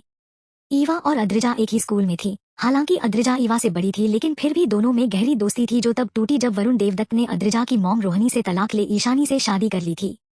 अद्रिजा के छोटे भाई रोहन को वरुण अपने साथ ले गया था। अद्रिजा और उसकी मॉम ने ये शहर छोड़ दिया था, लेकिन अद्रिजा जाना नहीं चाहती थी क्योंकि वो अपने पापा और भाई दोनों से बहुत प्यार करती थी, मगर अब उसके लिए उसकी माँ ही सब कुछ थी तो वो उसके साथ चली गई थी। अपने पापा के दूर होने की वजह अद्रिजा ईवा को मानती थी। अद्रिजा शुरू से जानती थी कि ईवा वरुण को बिल्कुल भी पसंद नहीं करती, लेकिन उसने ऐसा कभी नहीं सोचा था कि वो उसके पापा और भाई को मार देगी। वरुण की मौत का सुन रोहिणी को अटैक आ गया था और डॉक्टर उसे बचा नहीं पाए और एक कारण और जुड़ गया था ईवा से नफरत करने का। उसकी वजह से उसकी मॉम, उसका भाई और पापा तीनों ही चले गए थे और अब वो उससे उनकी मौत का बदला लेना चाहती थी। अद्रिजा अंडर स्ट्रीट फाइटिंग करती थी जिसमें अपनी जान का जोखिम सामने वाला अपनी जिम्मेदारी पर उठाता था। अगर फाइटिंग के दौरान किसी की मौत होती तो उसकी मौत की जिम्मेदारी किसी की नहीं थी और अद्रिजा ईवा को इसी फाइटिंग रिंग में अपने हाथों मारना चाहती थी। जब से ईवा वापस आई थी तब से अद्रिजा उस पर नजर रखे हुए थी। उसने उसे हमेशा शायन के साथ देखा था। इतने दिनों में उसे ये तो पता चल गया था कि ईवा ने ही रंजीत राणा को मारा था, लेकिन वो ईवा को इतनी आसान सजा नहीं देना चाहती थी और इसी वजह से वो अब उसे बचा रही थी। वहीं दूसरी ओर वैदेह वरदान के सामने बैठा था और वरदान उसे गहरी नजरों से देख रहा था। अंकल, आप वरुण अंकल के वकील रह चुके हैं और उनकी मौत के बाद भी आप अभी तक ईवा के साथ हैं। मतलब आप मानते हैं कि ईवा ने कुछ गलत नहीं किया या फिर उसे फंसाया गया है? मैं बस आपसे सच जानना चाहता हूँ, वैदेह ने अधीरता से पूछा। वरदान ने कुछ पल खामोशी से वैदेह को देखा और फिर गंभीर आवाज में पूछा, तुमने ईवा से बात की? नहीं, और सच कहूँ तो उससे बात करने का कोई फायदा नहीं है, क्योंकि वो अब पहले वाली ईवा रही ही नहीं जिसे मैं जानता था, वैदेह ने मायूसी से कहा। तुम्हें लगता है कि सबकी नजरों में अपने लिए नफरत देख, घृणा देख कोई इंसान सामान्य रह पाएगा? ईवा तो फिर भी बच्ची है। देखो वैदेह, मैं तुम्हें कुछ नहीं बता सकता क्योंकि मुझे भी उतना ही पता है जितना सबको पता है, और इसलिए मैं तुम्हारी कोई मदद नहीं कर सकता, वरदान ने बात खत्म करने वाले अंदाजा में कहा और उठ खड़ा हुआ। आप झूठ बोल रही हैं, क्योंकि अगर आपको भी उतना ही पता होता जितना सब जानते हैं तो आप ईवा का साथ नहीं दे रहे होते, आप उसके साथ हैं। इसका मतलब यह है कि ईवा ने कुछ गलत नहीं किया या फिर उसके साथ कुछ ऐसा हुआ था जिसकी वजह से उसे ऐसा कदम उठाना पड़ा। अंकल, मैं ईवा को फिर से पहले जैसा कभी नहीं बन सकती, वो पहले जैसी कभी नहीं, और मैं चाहता भी नहीं कि वो पहले जैसी बने। तुम ईवा के बारे में जानना चाहते हो तो तुम उससे जाकर पूछो, क्योंकि सवाल जिसके बारे में होता है अगर जवाब वही इंसान दे तो ज्यादा अच्छा रहता है, और मैं ईवा का यकीन तोड़ना नहीं चाहता, इसलिए यहाँ से तुम्हें खाली हाथ ही लौटना पड़ेगा क्योंकि मैं तुम्हारी मदद नहीं कर सकता, वरदान ने सख्त लहजे में कहा। वैदेह ने एक ठंडी सांस ली और उठ खड़ा हुआ। जिस उम्मीद से वो यहाँ आया था वो उसे टूटती हुई दिख रही थी। ठीक है अंकल, आप नहीं बताना चाहते तो मत बताइए, लेकिन मैं सच्चाई तक पहुँच कर रहूंगा, वैदेह ने कहा और फिर उल्टे पांव वापस चला गया। उसके जाते ही वरदान ने एक गहरी सांस ली और फिर कहा, भगवान करे तुम सच्चाई तक कभी पहुंच ना पाओ, क्योंकि सच्चाई का भयानक चेहरा तुम बर्दाश्त नहीं कर पाओगे, वैदेह।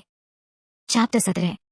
तो मतलब वैदेह अब गड़े मुर्दे उखाड़ना चाहता है? ईवा की ठंडी आवाज उस सन्नाटे में बहुत खतरनाक लग रही थी। इस वक्त वो वरदान के घर पर थी। वरदान ने उसे मिलने के लिए बुलाया था और उसे बताया था कि वैदेह उसके बारे में जानना चाहता था। मुझे लगता है तुम्हें उसे सब कुछ बता देना चाहिए, हो सकता है कि वो तुम्हारा साथ दे, वरदान ने कहा। और आपको लगता है कि किसी को मारने में वो मेरा साथ देगा? और इंसान चाहे कितना भी अच्छा क्यों ना हो, अपने माँ बाप के कातिल को वो कभी सपोर्ट नहीं करेगा, ईवा ने बिल्कुल सपाट लहजे में कहा। ईवा, ये तुम भी बहुत अच्छी तरह से जानती हो कि वैदेह अब पीछे हटने वाला नहीं है। उसकी जिंदगी के अब सिर्फ दो ही मकसद हैं। पहला, अपने पापा के कातिल को ढूंढना, और दूसरा, तुम्हारे साथ क्या हुआ उसकी सच्चाई सामने लाना, और दोनों ही सूरतों में उसे बहुत बड़ा धक्का लगने वाला है। वरदान का लहजा गंभीर था। ये अच्छी बात है अंकल, अगर सच्चाई उसे खुद से पता चलती है, क्योंकि कई बार इंसान जब खुद सच्चाई तक पहुंचता है तो उस पर यकीन करना आसान हो जाता है, ईवा ने खोए हुए लहजे में कहा। वैसे आपको कुछ पता चला? कोई इन्फॉर्मेशन? कुछ पल बाद ईवा ने पूछा। वरदान ने एक गहरी सांस ली और फिर कहा, उसके बारे में तो मुझे नहीं पता चला, लेकिन इतना जरूर पता चला है कि उसकी बेटी इसी शहर में है। ईवा कुछ पल खामोश रही, फिर उठते हुए कहा, आप जानते हैं आपको क्या करना है? क्या तुम श्योर हो? वरदान ने उसे गौर से देख पूछा। I am not a good person uncle, और ये बात आप अच्छी तरह से जानते हैं। गलती मेरी नहीं थी, लेकिन सजा मुझे ही मिली, और अब उन्हें पता लगना चाहिए जब किसी अपने को तकलीफ होती है तो कैसा फील होता है। और अगर आप अभी ये कहेंगे कि फिर वैदेह के लिए अलग क्यों, तो उसका जवाब सिर्फ इतना है कि अभी मैं उसे मारना नहीं चाहती। अभी उसे अपने बाप की सच्चाई जानना बाकी है, और मैं चाहती हूँ कि जब उसकी सांसें निकले तो उसे उसके मरने की वजह पता होनी चाहिए, ईवा ने बिल्कुल सर्द लहजे में कहा और वहां से चली गई। उसके जाते ही वरदान ने ऊपर की ओर देखा और फिर न में सिर हिला दिया। वहीं दूसरी ओर वैदेह पुलिस स्टेशन में बैठा था और सामने वागले को घूर रहा था। अब आपके घूरने से हम अपनी इन्वेस्टिगेशन आपके तरीके से नहीं करेंगे। आपको यकीन हो सकता है ईवा देवदत्त पर, लेकिन हमें अपना शक निकालना था, वागले ने कहा। तो वैदेह ने गहरी सांस ली, जैसे अपने गुस्से को काबू करने की कोशिश कर रहा हो। तो कुछ पता चला? हम उस दिन मिस ईवा अपनी दोस्त के साथ थी और उनकी वीडियो भी है हमारे पास। और दूसरी बात कि जिन लोगों ने आप पर हमला किया था उनका कहना है कि उन्होंने सिर्फ चोरी की गर्ज से हमला किया था, और उनके पुलिस रिकॉर्ड भी निकाले हैं। तो ये बात साफ है कि वो सच बोल रही हैं। अमीर लोगों से पैसे और गाड़ियां लूटना उनका पेशा है, और उस दिन भी वो आपको सिर्फ बेहोश करना चाहते थे, लेकिन सीन ही पलट गया। वैदेह कुछ देर खामोश रहा और फिर गहरी सांस लेकर पूछा, पापा के केस में कोई इम्प्रूवमेंट? हमने राणा साहब के कॉल डिटेल्स निकाली थी और उनमें जितने भी लोगों को उन्होंने रिसेंटली कॉल किया था उनके बारे में सारी इन्फॉर्मेशन निकाली गई है। कुछ कॉल्स इंटरनेशनल भी थे। उनकी कॉल डिटेल्स में एक नंबर ऐसा था जिस पर हमारा शक गया है, अनूप बिलास। और वैसे भी अनूप बिलास और रंजीत राणा एक दूसरे के राइवल्स रहे हैं। हमने उन्हें पूछताछ के लिए बुलाया है, मगर इस वक्त वो शहर में नहीं थे, इसलिए वो कल आ रहे हैं। अगर आप चाहे तो पूछताछ के दौरान आप हमारे साथ रह सकते हैं, वागले ने कहा। ओके, कल मिलते हैं, एंड आई होप कि कल मेरे पापा के केस में आपको कुछ तो क्लू मिले, वैदेह ने उठते हुए कहा और वागले के हाँ में सिर हिलाते ही वहां से चला गया। हेलो निरण, पापा के जितने भी इंटरनेशनल क्लाइंट थे उन सब की डिटेल्स मुझे कल तक चाहिए। बाहर आते ही वैद्य ने निरन को कॉल कर कहा और फिर गाड़ी अपने घर की ओर मोड़ ली। शाम के 6 बज चुके थे और ईवा एक कैफे में बैठी थी जब उसके टेबल पर किसी ने जोर से हाथ मारा। ईवा ने माथे पर बल डाल ऊपर देखा तो उसके सामने 4 लड़के खड़े थे जिनके हुलिये से को किसी अच्छे घराने के बिल्कुल भी नहीं लग रहे थे। वो लड़के ईवा के सामने बैठ गए। क्या हरकत है ये? ईवा ने दांत पीसते हुए कहा। हरकत तो मैडम आपने की हमारे साथियों को मारकर, उनमें से एक ने लापरवाही से कहा और सिगरेट जला ली। ईवा उसे घूरने लगी तो उसने धुआं उड़ाते हुए थोड़ा आगे झुककर कहा, वैद्य, राणा को बचाने के लिए आपने जिन्हें मारा वो मेरे ही आदमी थे। उस लड़के की बात सुन ईवा का चेहरा एकदम से सर्द हो गया और उसने मौत सी ठंडी आवाज में कहा, तो अपने आदमियों का हाल तुमने देखा भी होगा, क्या तुम चाहते हो कि तुम्हारा भी वही हाल हो? उस लड़के ने गुस्से से सिगरेट फेंकी और उसके सामने पड़ा कप उठाकर नीचे फेंक दिया। सबका ध्यान उनकी ओर चला गया। ईवा आराम से बैठी उसे देखने लगी। सर ये आप? मैनेजर एकदम से भाग कर आया। अगर मरना नहीं चाहते तो एक साइड बैठे रहो, उस लड़के ने अपनी गन निकाल टेबल पर रख गुस्से से कहा तो मैनेजर एकदम से पीछे हट गया। इन खिलौनों से वो लड़कियों डरती होंगी जो एक छिपकली देख सामने वाली की गोद में चढ़ जाती हैं, लेकिन ईवा डर का ही दूसरा नाम है, तो मुझे तो तुम इन खिलौनों से डरा नहीं सकते, ईवा ने लापरवाही से कहा। इससे पहले वो लड़का कुछ कहता पीछे से तालियों और सीटी की आवाज आई। सबका ध्यान उस ओर गया। ईवा उन लड़कों के पीछे देखने लगी जहां एक लड़का खड़ा मुस्कुरा रहा था। उस लड़के की उम्र 24-25 के पास रही होगी। सांवला सा रंग और तीखे नैन नक्श, गर्दन तक लंबे बाल जिन्हें उसने पीछे की ओर किया हुआ था। 6 फुट के करीब हाइट और एकदम सॉलिड बॉडी। उसने व्हाइट कलर की शर्ट के साथ व्हाइट जीन्स पहनी थी और साथ में व्हाइट कलर के शूज। उसके एक हाथ में चांदी का कड़ा पहना था और दूसरे हाथ में एक काला धागा बांधा हुआ था। उसने अपनी शर्ट की आस्तीन को कोहनी तक फोल्ड किया हुआ था और उसकी बाजुओं की नसें साफ दिखाई दे रही थी। वो लापरवाही से आकर ईवा के पास खड़ा हो गया। ईवा की नजर अब अपने सामने बैठे उस लड़के पर थी, लेकिन उसका पूरा ध्यान अपनी बगल में खड़े लड़के पर था। तुम कौन हो? ईवा के सामने बैठे लड़के ने उसे घूर कर पूछा। तुम्हारा जीजा। चैप्टर 18। इतना कहकर ईवा वहां से जाने लगी, लेकिन रवि ने उसे कंधे से पकड़कर पीछे खींचा और उसे थप्पड़ मारना चाहा, लेकिन ईवा ने एक झटके से उसका हाथ पकड़ा और अगले ही झटके में उसका हाथ मोड़कर उसकी पीठ पर लगा दिया और दूसरे हाथ से उसने पीछे से उसकी गर्दन पकड़ ली, जिसकी पकड़ बहुत ज्यादा मजबूत थी। आगे से अपने हाथों को काबू में रखना, वरना मुझे कत्ल करने का एक्सपीरियंस बहुत अच्छा है। कहीं ऐसा ना हो मेरा अगला शिकार तुम बन जाओ, ईवा ने दांत पीसते हुए कहा और एक धक्का देकर उसे छोड़ दिया है। रवि आगे की ओर लड़खड़ाते हुए गिरने लगा, लेकिन उसके साथ आए आदमियों ने उसे पकड़ लिया। रवि गुस्से से आग बबूला हो गया था। उसने टेबल पर पड़ी गन उठाई और ईवा पर तान दी। ईवा ने ये देख अपनी पुतलियां घुमाई और अगले ही पल उसने एकदम से रवि के हाथ में पकड़ी गन अपने हाथ में ले ली। ये सब इतनी जल्दी हुआ कि किसी को कुछ समझ ही नहीं आया और रवि सदमे से अपने खाली हाथों को देख रहा था। वहीं ईवा के पास खड़ा लड़का अपना मुंह खोले पलके झपकाते हुए ईवा के हाथ में पकड़ी गन को देख रहा था। आगे से ध्यान रखना, ईवा को हवा में बातें करने की आदत नहीं है। मैं सिर्फ वही चीज कहती हूँ जो चीज मैं कर सकती हूँ, क्योंकि बिना वजह मुझे अपनी इंसल्ट करवाने का शौक नहीं जो तुम करवा चुके हो मुझे धमकाकर। ईवा ने गन को रवि के हाथ में पकड़ाया और फिर गर्दन टेढ़ी कर हल्के से मुस्कुरा कर कहा मैंने अपनी औकात दिखा दी, अब अपनी औकात का अंदाजा तुम खुद लगा लेना। इतना कहकर ही ईवा वहां से चली गई और बाकी सब बस हैरानी से उसे जाते देखते रह गए। वो लड़का जल्दी से ईवा के पीछे भागा और पीछे खड़े रवि ने अपने हाथ में पकड़ी गन को देखा और फिर गुस्से से बाहर जाती ईवा को। अद्रिजा अपने कमरे में बैठी थी जब अरुल उसके पास आया और उसके सामने कॉफी का कप कर दिया। क्या सोच रही हो? अरुल ने उसके पास बैठते हुए पूछा। ईवा के बारे में, अद्रिजा ने खोए से लहजे में कहा। ईवा के बारे में ज्यादा सोचने की जरूरत नहीं है, हमें जो भी करना है बहुत संभल कर करना है, इसलिए तुम्हें ज्यादा टेंशन लेने की जरूरत नहीं है, अरुल ने उसका सिर सहलाते हुए कहा। अद्रिजा ने गहरी सांस ली और कॉफी का कप साइड टेबल पर रख दिया और फिर अरुल की ओर देखकर कहा, मैं टेंशन नहीं ले रही हूँ, बस मुझे एक सवाल बहुत परेशान कर रहा है कि आखिर ईवा ने रंजीत राणा को क्यों मारा और अब वैदेही को मारना चाहती है। क्या उसे कत्ल करने का शौक चढ़ा है? अरुल कुछ देर खामोश रहा और फिर अद्रिजा की ओर देख कहा, मैंने तुमसे कभी कहा नहीं, लेकिन मेरा हमेशा से ये मानना है कि एक सिक्के के दो पहलू होते हैं और हम इंसान हमेशा उस एक पहलू को देखते हैं जो सामने होता है। सिक्के का जो हिस्सा नीचे छुपा होता है हम उसे देखते ही नहीं। हम सिक्के को पलटने की जहमत ही नहीं उठाते और बस आधी चीजें ही जान पाते हैं। तुम कहना क्या चाहते हो? अद्रिजा के माथे पर बल पड़ गए। अरुल ने अद्रिजा के हाथों को अपने हाथों में लिया और फिर कहा, मैं सिर्फ इतना कहना चाहता हूँ कि हो सकता है कुछ चीजें ऐसी हो जो हम भी नहीं जानते, और जैसा तुमने बताया कि ईवा उस वक्त सिर्फ 15 साल की थी, क्या तुम्हें सच में लगता है कि एक 15 साल की बच्ची किसी का कत्ल कर सकती है, और वो भी उनका जो उसके माँ बाप थे? चलो एक पल के लिए मान लेते हैं कि वरुण अंकल उसके स्टेप फादर थे, उसकी उनके साथ बनती नहीं थी, लेकिन ईशानी आंटी वो तो उसकी माँ थी, तो फिर वो अपनी माँ को क्यों मारेगी? क्योंकि वो एक पागल है, एक साइको है। अद्रिजा एकदम से चिल्ला पड़ी। उसने अरुल के हाथों को झटका दिया और उठकर खड़ी। तुम नहीं जानते हो उसे, मैं जानती हूँ। पहले उसने मेरे पापा को अपनी साइड किया ताकि उसे एक नए पापा मिल जाए, उसके बाद उसने मेरे पापा को मुझसे छीन लिया। तो फिर मारने की वजह? अद्रिजा, ईवा ने नए पापा के लिए तुम्हारे पापा को तुमसे छीन लिया, तो फिर वो क्यों मारेगी उन्हें? कोई तो वजह रही होगी ना। अरुल ने उसे फिर से समझाने की कोशिश की। तुम उसकी साइड क्यों ले रहे हो? वजह सिर्फ इतनी थी कि पापा मुझसे मिलने आए थे जब उनकी मौत हुई, उससे एक हफ्ता पहला। वो मुझसे मिलने आए थे और यही बात उसे पसंद नहीं आई होगी और उसको जो चीज चाहिए वो सिर्फ उसकी होनी चाहिए, जिस पर सिर्फ उसका हक हो, और पापा मुझसे मिलने आए, इस वजह से वो गुस्सा होगा गई और फिर उसने खुद कबूल किया था कोर्ट में कि उसने ही रोहन पापा और ईशानी आंटी का कत्ल किया है। अद्रिजा कुछ भी समझना नहीं चाहती थी। अरुल कुछ पल अद्रिजा के गुस्से से तमतमाते चेहरे को देखता है और फिर उठकर उसके पास आ गया।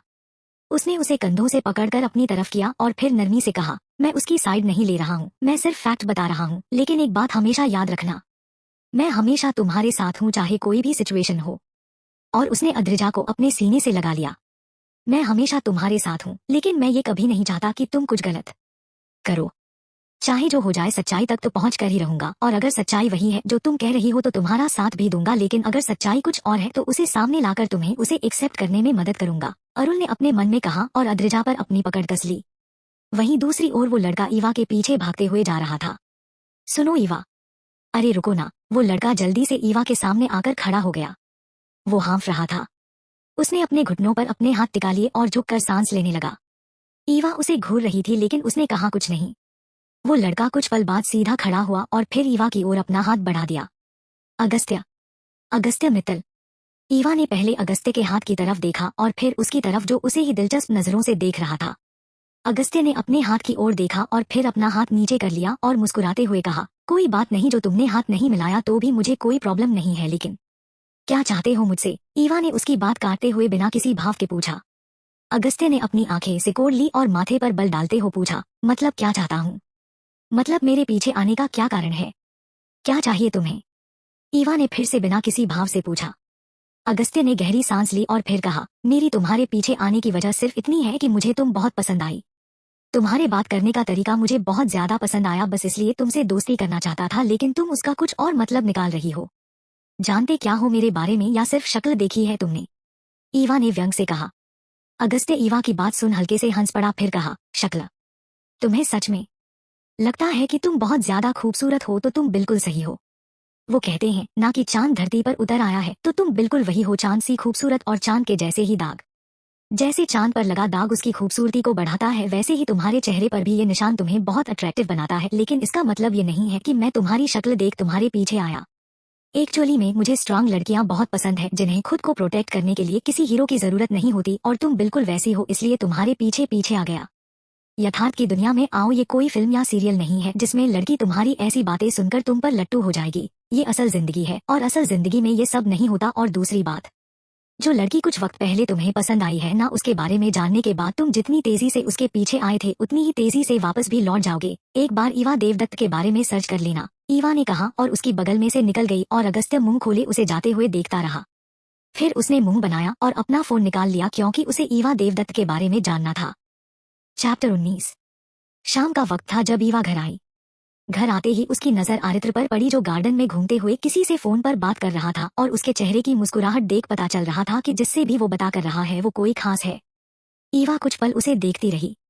उसे आरित्र की कुछ बातें सुनाई दी और फिर अंदर की ओर चली गई। आरित्र की नजर भी ईवा पर पड़ी, लेकिन उसने ज्यादा ध्यान नहीं दिया, क्योंकि इस वक्त वो धृति से बात कर रहा था। अंदर ईवा अपने लिए खाना बनाने लगी, लेकिन उसके दिमाग में रवि ही घूम रहा था। आखिर उसकी वैदेह से क्या दुश्मनी है? आखिर किस वजह से उसने वैदेह को मारने के लिए गुंडे भेजे? ईवा ने खुद से कहा, और इसी बीच उसका ध्यान अगस्त्य पर चला गया और बरबस ही उसका हाथ अपने चेहरे के निशान पर चला गया। तुम्हारे चेहरे पर भी ये निशान तुम्हें बहुत अट्रैक्टिव बनाता है। अगस्त्य की बात उसे जैसे ही याद आई, उसका चेहरा एकदम से सर पड़ गया। कुछ निशान खूबसूरती को बढ़ाते नहीं बल्कि जिंदगी भर का दर्द देते हैं, अगस्त्य मित्तल, ईवा ने ठंडी आवाज में कहा। तुम मुझसे दोस्ती कर सकती हो अगर तुम्हें बातें करने का इतना ही शौक है, लेकिन प्लीज इस तरह से खुद से बातें मत किया करो, और वो भी अकेले में।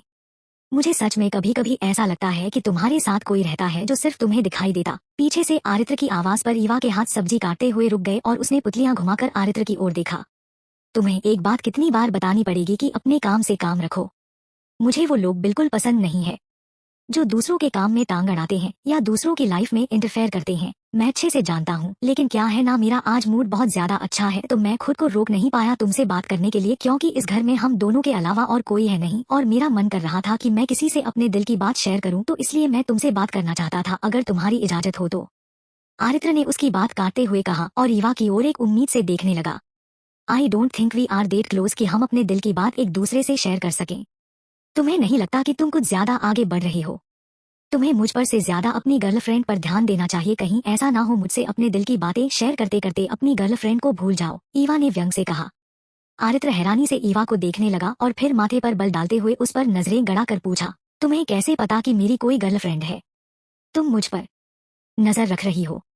थोड़ी ऊंची आवाज में, मेरा पीछा करती हो क्या? ईवा ने उसे घूर कर देखा और रूखे लहजे में कहा, मेरे इतने बुरे दिन नहीं आए हैं और मुझे तुम्हारा पीछा करने की जरूरत नहीं है। तुम्हारा चेहरा और बाहर जिस तरीके से तुम फोन पर चिपके हुए थे वो साफ बता रहा था कि तुम किससे बात कर रहे थे। अब अपने किसी मेल फ्रेंड से तो चुम्मा चाटी भरी बातें करोगे नहीं? नहीं तो तुमने मेरी बात सुनी? तुम ऐसा कैसे कर सकती हो? तुमने खुद कहा था कि तुम्हें ऐसे लोग पसंद है जो किसी की लाइफ में इंटरफेयर करते हैं, तो फिर तुमने मेरी और मेरी गर्लफ्रेंड की बातें क्यों सुनी? क्या इसे इंटरफेयर करना नहीं कहते? आरित्र ने चिढ़ कर कहा। बिल्कुल भी नहीं।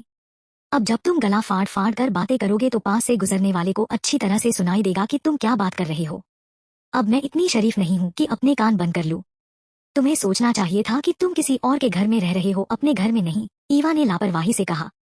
आरित्र ने मुंह बना लिया और फिर टमाटर उठाकर उन्हें काटने लगा। ईवा भी अब सब्जी काटने लग गई थी।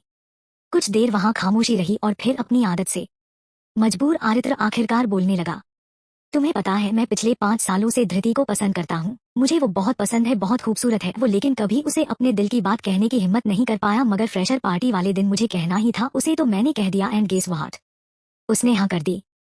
मैं सच में बहुत ज्यादा खुश हूँ। आरित्र बहुत एक्साइटेड होकर सब बता रहा था और ईवा चुपचाप उसकी बात सुन रही थी। चाहे वो कितनी भी रूड हो जाए, लेकिन एक बात अपनी जगह सही थी कि इतने सालों में उसने खुद को बहुत अकेला पाया था, इसलिए वो सबसे कटकर रह गई थी। किसी से बात करना, किसी से दोस्ती करना उसके लिए बेमानी सा हो गया था, लेकिन कहीं ना कहीं उसके दिल में आज भी किसी ऐसे दोस्त की चाहत थी जो उससे बातें कर सके, उसकी बातें सुन सके, और आरित्र उसके लिए शायद वही बनता जा रहा था। कितना अच्छा लगता है ना कि जिसे हम पसंद करते हैं, प्यार करते हैं, वो भी हमें पसंद करे, हमसे प्यार करे, आरित्र ने कहा तो ईवा ने सब्जी काटते हुए पूरी जोर से चाकू को चॉपिंग बोर्ड पर मारा। आरित्र एकदम से हड़बड़ा गया और उसे हैरानी से देखने लगा। ईवा ने उसे गुस्से से घूरा और फिर किचन से बाहर चली गई और आरित्र उसे जाते हुए देखता ही रह गया। मैंने ऐसा क्या कह दिया? सच में ये लड़की बहुत अजीब है, आरित्र ने खुद से ही कहा और फिर अपने कंधे झटक खाना बनाने लगा, जबकि उसने ध्यान नहीं दिया कि ईवा ने उसकी आखिरी बात पर ऐसा रिएक्शन दिया था। वहीं दूसरी ओर वैदे अपने स्कूल टाइम के सभी टीचर्स के कॉन्टैक्ट नंबर ढूंढ रहा था। उसे कैसे भी करके सच्चाई तक पहुंचना था और वो उसके लिए कुछ भी करने को तैयार था। वरदान के पास वो इसीलिए गया था क्योंकि वरदान वरुण देवदत्त का वकील था और उसके लिए काम करता था, और इस बात में कोई शक नहीं था कि वो उसके प्रति कितने वफादार था, लेकिन फिर भी उसके कातिल के साथ अब तक जुड़ा हुआ था। जिसने उसके बॉस को मारा उसी की मदद कर रहा था, और ये बात वैदे को बुरी तरह खटक गई थी। उसे इस बात पर यकीन था कि अगर वरदान ईवा की आपकी मदद कर रहा है तो इसका मतलब ईवा ने कुछ गलत नहीं किया, या फिर वरदान कुछ ऐसा जानता है जो सिर्फ ईवा जानती थी, लेकिन उसे सिर्फ निराशा ही हाथ लगी। वरदान ने उसकी मदद करने से इनकार कर दिया था और इसलिए अब वो शुरू से शुरू कर रहा था जहां से उसकी और ईवा की मुलाकात हुई थी, स्कूल से। वैदे ने एक नंबर पर कॉल किया और कुछ देर बाद दूसरी तरफ से कॉल उठाया गया। हेलो जी, क्या मैं आदिति मित्तल से बात कर सकता हूँ? वैदे ने पूरी विनम्रता से कहा। जी कहिए, मैं ही आदिति मित्तल बोल रही हूँ। दूसरी तरफ से एक औरत की आवाज आई। हेलो मैम, मैं वैदे राणा आपका स्टूडेंट रह चुका हूँ। क्या आपको याद है 5 साल पहले मैं आपका स्टूडेंट था? वैदे को बहुत खुशी हुई थी कि ये नंबर आदिति मित्तल का ही था। दूसरी तरफ कुछ देर के लिए खामोशी हो गई और फिर आवाज आई, बिल्कुल, मैं तुम्हें कैसे भूल सकती हूँ। कैसे हो बेटा, और इतने सालों कैसे याद किया? वैसे तुम्हारे पापा के बारे में सुना टीवी पर, बहुत बुरा हुआ। जी पुलिस अपना काम कर रही है, लेकिन अभी तक कुछ हाथ नहीं लगा। खैर एक ना एक दिन तो सब कुछ सामने आ ही जाएगा। एक्चुअली मैम मैंने इसलिए फोन किया था क्योंकि मुझे आपकी थोड़ी सी हेल्प चाहिए थी। वैदे को अच्छा लगा आदिति का उससे इस तरह बात करना। बोलो बेटा, क्या हेल्प चाहिए? आदिति ने प्यार से पूछा। मैम आपकी एक स्टूडेंट थी ईवा देवदत्त, मुझे उसके बारे में कुछ बात करनी थी, वैदे ने कहा तो। दूसरी तरफ खामोशी छा गई और कुछ देर बाद आदिति ने रूखे लहजे में कहा, मैं किसी ईवा देवदत्त को नहीं जानती, इस नाम का मेरा स्टूडेंट नहीं था, शायद तुम्हें कोई गलतफहमी हुई है। नहीं मैम, वो मेरी जूनियर रह चुकी है, मेरी दोस्त थी और आपको शायद याद होगा कि को आपसे काफी क्लोज थी, वैदेह ने जोर देते हुए कहा। मैंने कहा न कि मैं किसी की ईवा देवदत्त को नहीं जानती हूँ, इसलिए मुझे उसके बारे में पूछ कर परेशान मत करो, आदिति ने कहा और कॉल कट कर दिया। वैदेह ने अपने फोन की तरफ देखा और फिर सोचते हुए कहा, नहीं, वो झूठ बोल रही है। अगर वो ईवा को नहीं जानती होती तो इस तरह से बात नहीं करती, और फिर ईवा तो उनकी फेवरेट स्टूडेंट रह चुकी है, तो वो उसे इतनी जल्दी कैसे भूल सकती है। कुछ तो बात जरूर है, मुझे पता लगाना होगा। वैदेह ने गहरी सांस ली और निरन को कॉल किया। हेलो, मैं तुम्हें एक नंबर भेज रहा हूँ, ये अदिति मित्तल का नंबर है, मुझे इनका एड्रेस चाहिए, जितनी जल्दी हो सके उतनी जल्दी भेज देना। ओके सर, मैं आपको भेज दूंगा, निरन ने कहा और कॉल कट कर दिया। बहुत मुश्किल है सच्चाई तक पहुंचना, लेकिन मैं हार नहीं मानूंगा, वैदेह ने खुद से कहा और उठकर बाहर चला गया। क्या हुआ, आप इतनी परेशान क्यों लग रही है, अगस्त्य कहते हुए आदिति के पास आकर बैठ गया। कुछ नहीं, तू कहाँ था और अपना हुलिया देख क्या बना रखा है, कोई कहेगा तुझे कि तू एक कॉलेज में प्रोफेसर लग चुका है, आदिति ने अगस्त्य को झिड़का। माँ, अभी मुझे प्रोफेसर बने सिर्फ 2 महीने हुए हैं और 2 महीनों में मैं बूढ़ा आदमी नहीं बन सकता, मैं अभी एक यंग लड़का हूँ और अभी तक मेरी शादी भी नहीं। शादी तो छोड़ो, अभी तक तो मेरी कोई गर्लफ्रेंड भी नहीं बनी है और आप चाहते हो कि मैं एक खड़ूस एरोगेंट प्रोफेसर बन जाऊं। प्लीज माँ, मेरी जिंदगी एंजॉय करने दीजिए, अभी मेरे प्यार मोहब्बत करने के दिन है, इसलिए मुझे आप एकदम से 40 की उम्र वाला आदमी मत बनाइए, अगस्त्य ने पूरी नौटंकी के साथ कहा। आदिति ने उसे घूर कर देखा और उसका कान पकड़ लिया। मैं करवाऊं तुझे प्यार मोहब्बत, मैं ढूंढ के लाऊं तेरे लिए गर्लफ्रेंड, शर्म नहीं आती अपनी माँ के साथ ऐसी बातें करते हुए, गर्लफ्रेंड बनानी है, प्यार मोहब्बत करना है, कुछ अच्छी चीज मत करना। माँ छोड़िए, कान दुख रहा है और मैं कोई बच्चा नहीं हूँ जो आप इस तरह से मेरे कान मरोड़ रहे हो, और फिर यही तो उम्र होती है प्यार मोहब्बत करने की, और ये सब मैं सिर्फ आपके लिए कर रहा हूँ, अगस्त्य ने आदिति को मनाते हुए कहा। अच्छा जी, मेरे लिए, और वो कैसे, आदिति ने आंखें चढ़ाकर पूछा। देखो, अगर मुझे किसी लड़की से प्यार होगा तो उससे मेरी शादी भी होगी, अगर मेरी शादी होगी तो वो घर में आएगी, घर में आएगी तो वो आपका ख्याल रखेगी, घर के काम करेगी, साथ ही साथ आपको एक पोता और एक पोती जरूर देगी, तो हुआ ना आपके लिए, अगस्त्य ने सारी कैलकुलेशन कर बताया। अदिति ने उसे एक नकली मुस्कान दी और अपनी चप्पल उतार ली। अगस्त्य की आंखें बड़ी हो गई और वो उठकर भागने लगा। मैं बताती हूँ तुझे प्यार मोहब्बत कैसे करते हैं, शादी करेगा, पोता पोती देगा मुझे, आदिति उसके पीछे भाग रही थी और अगस्त्य हंसते हुए और खुद को बचाते हुए आगे भाग रहा था। कुछ देर बाद अदिति सोफे पर बैठी थी और अगस्त्य उसके लिए जूस का गिलास लेकर आया। आपको कितनी बार बोला है, आप अभी बच्ची नहीं है माँ जो इस तरह मेरे पीछे भाग रही है, अगस्त्य ने हंसते हुए कहा। तो तुझे शर्म नहीं आती माँ के साथ ऐसी बातें करते हुए, अदिति ने उसे घूर कर देख कहा। वो तो मैं आपको हंसाने के लिए बोल रहा था, अब आप ये बताइए क्यों परेशान थी, ऐसी क्या बात हो गई जो मेरी माँ इतनी परेशान बैठी थी, अगस्त्य ने आदिति के हाथों को थाम कर प्यार से पूछा। अदिति ने कुछ देर उसे देखा और फिर एक गहरी सांस ली और कहा, किसी ने मदद मांगी थी मुझसे लेकिन मैं कर नहीं पाई थी, जिसकी वजह से उसकी जिंदगी बर्बाद हो गई, और आज कितने दिनों बाद उसका जिक्र हुआ तो अपनी गलती का एहसास हुआ, काश मैं उसकी मदद कर पाती। अगस्त्य कुछ देर चुप रहा, फिर उसने आदिति के हाथों को हल्के से सहलाते हुए कहा, माँ आपने ही सिखाया है न कि इंसान गलतियों का पुतला होता है, अगर कोई इंसान कभी कोई गलती करेगा ही नहीं तो उसमें और भगवान में फर्क ही क्या रह जाएगा।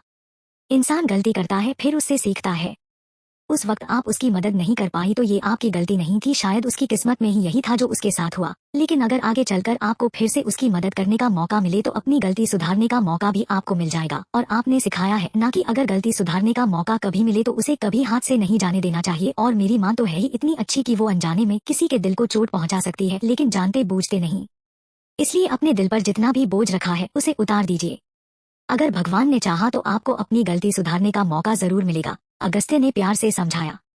आदिति ने अगस्त्य की ओर देखा और हाँ में सिर हिला दिया, शायद भगवान ने वो मौका दे दिया है और शायद अब मैं अपनी गलती सुधार सकूं, अदिति ने अपने मन में कहा, और फिर कुछ सोचकर उसने अपना फोन उठाया और वैदेह को मैसेज कर दिया। मुझे तुमसे ईवा के बारे में बात करनी है, मैं अपना एड्रेस भेज रही हूँ, जब समय मिले तो मिलने आ जाना। चैप्टर 20। रात का वक्त था और अगस्त्य अपने कमरे में बैठा था और उसके हाथ में उसका फोन पकड़ हुआ था जिस पर ईवा की 5 साल पहले की तस्वीर थी जिसमें उसे गिरफ्तार कर देवदत्त हाउस से बाहर लाया गया था। अगस्त्य ने एक गहरी सांस ली और फोन को साइड में रख दिया। ईवा देवदत्त, तुम सच में बहुत इंटरेस्टिंग हो, 5 साल पहले तुमने अपने परिवार को मार डाला था लेकिन मुझे समझ नहीं आ रहा कि आखिर तुमने उन्हें मारा क्यों, जितना सोचा था उतना आसान नहीं है तुम्हें दिमाग से निकालना, लेकिन तुम हो कमाल की, किसी चीज का डर नहीं दिखता तुम्हारी आंखों में, and I really like it, देखते हैं कब तक तुम दिमाग से निकलती हो, अगस्त्य ने कहा और फिर लाइट ऑफ कर लेट गया क्योंकि उसे सुबह कॉलेज भी जाना था। दूसरी तरफ ईवा आंखें बंद करके लेटी थी लेकिन उसकी आंखों में नींद नहीं थी। फोन की रिंग से उसने अपनी आंखें खोली और फोन उठाकर देखा तो शायद उसे फोन कर रहा था। उसने टाइम देखा तो रात के 11 बज चुके थे। ईवा ने गहरी सांस ली और उठकर बैठ गई और कॉल रिसीव कर लिया। बोलो। मिस ईवा, अगर आपको पता ना हो तो बता दूं कि फोन उठाते ही हेलो कहा जाता है, बोलो नहीं। दूसरी तरफ से शायन की आवाज आई। इतनी रात को क्या तुमने ज्ञान देने के लिए कॉल किया है? और अगर तुम्हारा ज्ञान देने का कोटा पूरा हो गया हो तो काम की बात बोलो, वरना इतनी रात को मेरा किसी से भी बात करने का मूड नहीं है, ईवा ने सपाट लहजे में कहा। दूसरी ओर से शायन की एक लंबी सांस लेने की आवाज साफ सुनाई दी और फिर उसने कहा, कल अनु बिलास पुलिस स्टेशन आ रहा है। पूछताछ के लिए वागले ने उसे बुलाया और जहां तक अनु बिलास की बात है तो वैसे तो कभी भी उसका किसी गलत काम में नाम नहीं आया, लेकिन अपने बिजनेस को बढ़ाने के लिए उसने कई लोगों को मौत के घाट उतरवाया है। रंजीत राणा का राइवल रह चुका है। और शायन बोलते बोलते चुप हो गया और ईवा के माथे पर बल पड़ गए। और वैदे पर हमला भी उसने ही करवाया था। रवि रंजन का नाम तुमने सुना होगा। अनूप ने उसे ही वैदे को मारने की सुपारी दी है। रंजीत राणा के मरने के बाद अब उसका राइवल वैदे है। अगर वो मर गया तो उसके सामने कोई नहीं टिक पाएगा, शायन ने आगे बताया।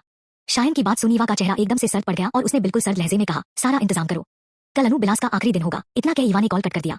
पता नहीं और कितने कत्ल करने बाकी है, लेकिन अब जब मुझे कातिल बना ही दिया है तो कोई हर्ज भी नहीं है। वैदे की जान जाएगी तो सिर्फ मेरे हाथों से, लेकिन अभी उसका वक्त नहीं आया है और जब तक उसका वक्त नहीं आ जाता तब तक उसे मारने वाले को मेरे हाथों मरना पड़ेगा, ईवा ने सपाट लहजे में कहा और फोन को दूसरी तरफ फेंक दिया और फिर अपनी आंखें बंद कर ले गई। अगला दिन सबके लिए बहुत कुछ लेके आने वाला था। सुबह सुबह ही ईवा घर से निकल गई थी। अभी सुबह के सिर्फ 7 बजे थे। वो अभी कुछ दूरी पर ही गई थी जब एक गाड़ी उसके सामने आकर रुकी। ईवा बिना किसी सवाल के गाड़ी में बैठ गई। गाड़ी के अंदर शायन था और उसके साथ 2 आदमी और थे। शायन ने ईवा को एक बॉक्स दिया जिसमें यकीनन गन थी। ईवा ने बॉक्स खोला और गन निकाल ली। इससे काम हो जाएगा, ईवा ने गन को देख पूछा। बिल्कुल, लेकिन एक प्रॉब्लम आ गई है। ईवा ने उसकी ओर देखा। वागले ने सिक्योरिटी बढ़ा दी है, इसलिए हम सिर्फ 10 मिनट के लिए ही सीसीटीवी कैमरा हैक कर सकते हैं। अगर उससे ज्यादा टाइम है किया तो उन्हें पता चल जाएगा। इन शॉर्ट तुम्हारे पास सिर्फ 10 मिनट होंगे बिलास को मारने के लिए और वहां से निकलने के लिए, शायन ने बताया। उसके चेहरे पर थोड़ी परेशानी थी। ईवा ने गहरी सांस ली और फिर गन को अपने हाथ में घुमाते हुए आराम से कहा, 10 मिनट बहुत है। बिलास कब तक वहां पहुंचने वाला है? 9 बजे उसकी फ्लाइट है और उसके बाद 10:30 उसकी एक मीटिंग है, तो शायद वो मीटिंग के बाद आएगा, शायन ने कहा। शायद या पक्का? एक चीज बताओ, ईवा ने उसे घूरते हुए कहा। ये तो मुझे नहीं पता, हमने पता करने की कोशिश की थी। वो मीटिंग करने के बाद भी आ सकता है और पहले भी कुछ कह नहीं सकते, इसलिए कहा है कि तुम्हें तैयार रहना होगा, शायन ने गंभीर होकर कहा। ओके, वहां पर नजर रखना। बिलास की गाड़ी जैसे ही पुलिस स्टेशन के पास पहुंचे मुझे कॉल कर देना। उस वक्त से 10 मिनट तक कैमरे हैक होने चाहिए, बाकी मैं सब संभाल लूंगी, ईवा ने कहा और गाड़ी से बाहर निकल गई। गन उसने अपनी जैकेट में रख ली थी। वैदे भी पुलिस स्टेशन जाने के लिए तैयार था। सुबह के 9 बज चुके थे और वागले ने से उसे बता दिया था बिलास एयरपोर्ट से सीधा पुलिस स्टेशन पहुंच रहा है। वैदे को पुलिस स्टेशन के बाद अदिति से मिलने भी जाना था। रात अदिति का मैसेज देख उसे बहुत हैरानी हुई थी, लेकिन फिर उसे एक उम्मीद की किरण नजर आई कि शायद वो ईवा के सच के एक कदम और करीब पहुंच जाएगा। वैदे पुलिस स्टेशन के लिए निकल गया। वहीं अनु बिलास एयरपोर्ट पहुंच चुका था। उसने घड़ी में टाइम देखा और सीधा पुलिस स्टेशन चलने को कहा। शायन और ईवा भी तैयार थे, बस इंतजार था तो बिलास के आने का। एयरपोर्ट से ही शायन के आदमी बिलास के पीछे थे और उन्होंने शायन को कॉल कर बता दिया था कि बिलास सीधा पुलिस स्टेशन आ रहा है। ईवा पुलिस स्टेशन से कुछ दूरी पर थी। उसने काले रंग की टी शर्ट के ऊपर एक काले रंग की जैकेट पहन रखी थी और साथ में काले रंग की कार्गो पहनी हुई थी। उसने स्पोर्ट्स शूज पहने हुए थे। ईवा ने अपने सिर पर एक कैप पहनी हुई थी और अपने बालों को उसने कुछ इस तरह से बांध रखा था कि उसके बाल सिर्फ गर्दन तक दिखाई दे रहे थे। उसने अपने चेहरे पर मास्क लगा था और उसकी सिर्फ आंखें ही थी जो दिखाई दे रही थी। ईवा बिलास आ रहा है, उसकी गाड़ी पुलिस स्टेशन की ओर आ रही है, तैयार रहो। ईवा के कान में लगे ईयरफोन में शायन की आवाज आई। उसने अपनी जैकेट को सही किया और उठ खड़ी हुई और पुलिस स्टेशन की ओर अपने कदम बढ़ा दिए। वो बहुत तेज कदमों से पुलिस स्टेशन की ओर जा रही थी। शायन कैमरा हैक करो, ईवा ने कहा और इधर उधर देखा। वो अभी भी पुलिस स्टेशन के बाहर लगे कैमरा की नजर में नहीं आई थी। पुलिस स्टेशन के बाहर या उसके आसपास छुपने की कोई जगह नहीं थी, इसलिए जो भी करना था वो एकदम सामने से आकर करना था। उसने इधर उधर नजरें घुमाई तो उसे वहां पर एक गाड़ी दिखाई दी। उसने अपने कदम उस ओर बढ़ा दिए। वो गाड़ी की ओट में छिपकर खड़ी हो गई। उसने टाइम देखा तो 3 मिनट निकल चुके थे, लेकिन अभी तक बिलास की गाड़ी वहां नहीं पहुंची थी। शायन अभी तक वो नहीं आया, 3 मिनट हो चुके हैं, ईवा ने धीरे से मगर सख्त लहजे में शायन से कहा। उसकी नजरें बकायदा सामने थी। अगले 1 मिनट में गाड़ी वहां पर आकर रुकेगी, शायन ने कहा तो ईवा ने गहरी सांस ली और अपना हाथ अपने जैकेट में कर लिया जहां पर उसने अपनी गन को मजबूती से पकड़ा हुआ था। अनु बिलास की गाड़ी अगले 1 मिनट में वहां पर आकर रुकी और उसके साथ ही वैदे की गाड़ी भी। वैदे की गाड़ी देख ईवा ने अपनी आंखें कसकर बंद कर ली। उसकी आंखों में गुस्सा साफ झलक रहा था, लेकिन अभी किसी भी दूसरे प्लान का वक्त नहीं था। जो भी करना था उसे अभी ही करना था। उसने एक गहरी सांस ली और अपनी गन को लोड कर लिया। वैदे गाड़ी से निकला और बिलास की गाड़ी की ओर कदम बढ़ा दिए। बिलास के साथ उसके बॉडीगार्ड भी थे। एक बॉडीगार्ड गाड़ी की ड्राइविंग सीट से बाहर निकला और उसने बाहर आकर जल्दी से पिछला दरवाजा खोल दिया। बिलास गाड़ी से बाहर आ गया। बिलास ने जैसे ही कदम आगे बढ़ाया उसी वक्त गोली आकर उसके माथे को भेदती हुई निकल गई और सामने खड़े बॉडीगार्ड के ऊपर खून के छींटे उसके कपड़ों को लाल कर गए। पुलिस स्टेशन के बाहर गोली की आवाज से एकदम से भगदड़ सी मच गई। किसी को कुछ समझ नहीं आया कि ये आखिर हुआ क्या। वैदे आंखें फाड़े सामने देखे जा रहा था जहां बिलास एक ओर गिर चुका था और उसके माथे से गर्म लावे की तरह खून बह रहा था। तभी उसे बिलास की गाड़ी से कुछ दूरी पर कोई इंसान भागता हुआ दिखा जो यकीनन ईवा थी। वैदे ने बिना देरी किए उसके पीछे दौड़ लगा दी। ईवा जल्दी करो, वैदे तुम्हारे पीछे है। शायन की आवाज आई तो ईवा ने एक नजर मुड़कर पीछे देखा। वैदे सच में उसके पीछे था। ईवा ने अपनी रफ्तार तेज कर ली। वैदे के पीछे बिलास के 2 बॉडीगार्ड भी आ गए थे और उन्होंने ने भी ईवा को देख लिया था। वहीं पुलिस स्टेशन के अंदर से वागले भागता हुआ बाहर आया। उसके साथ कांस्टेबल भी थे। बिलास की लाश उसके सामने पड़ी थी और उसके चेहरे पर गुस्सा साफ झलक रहा था।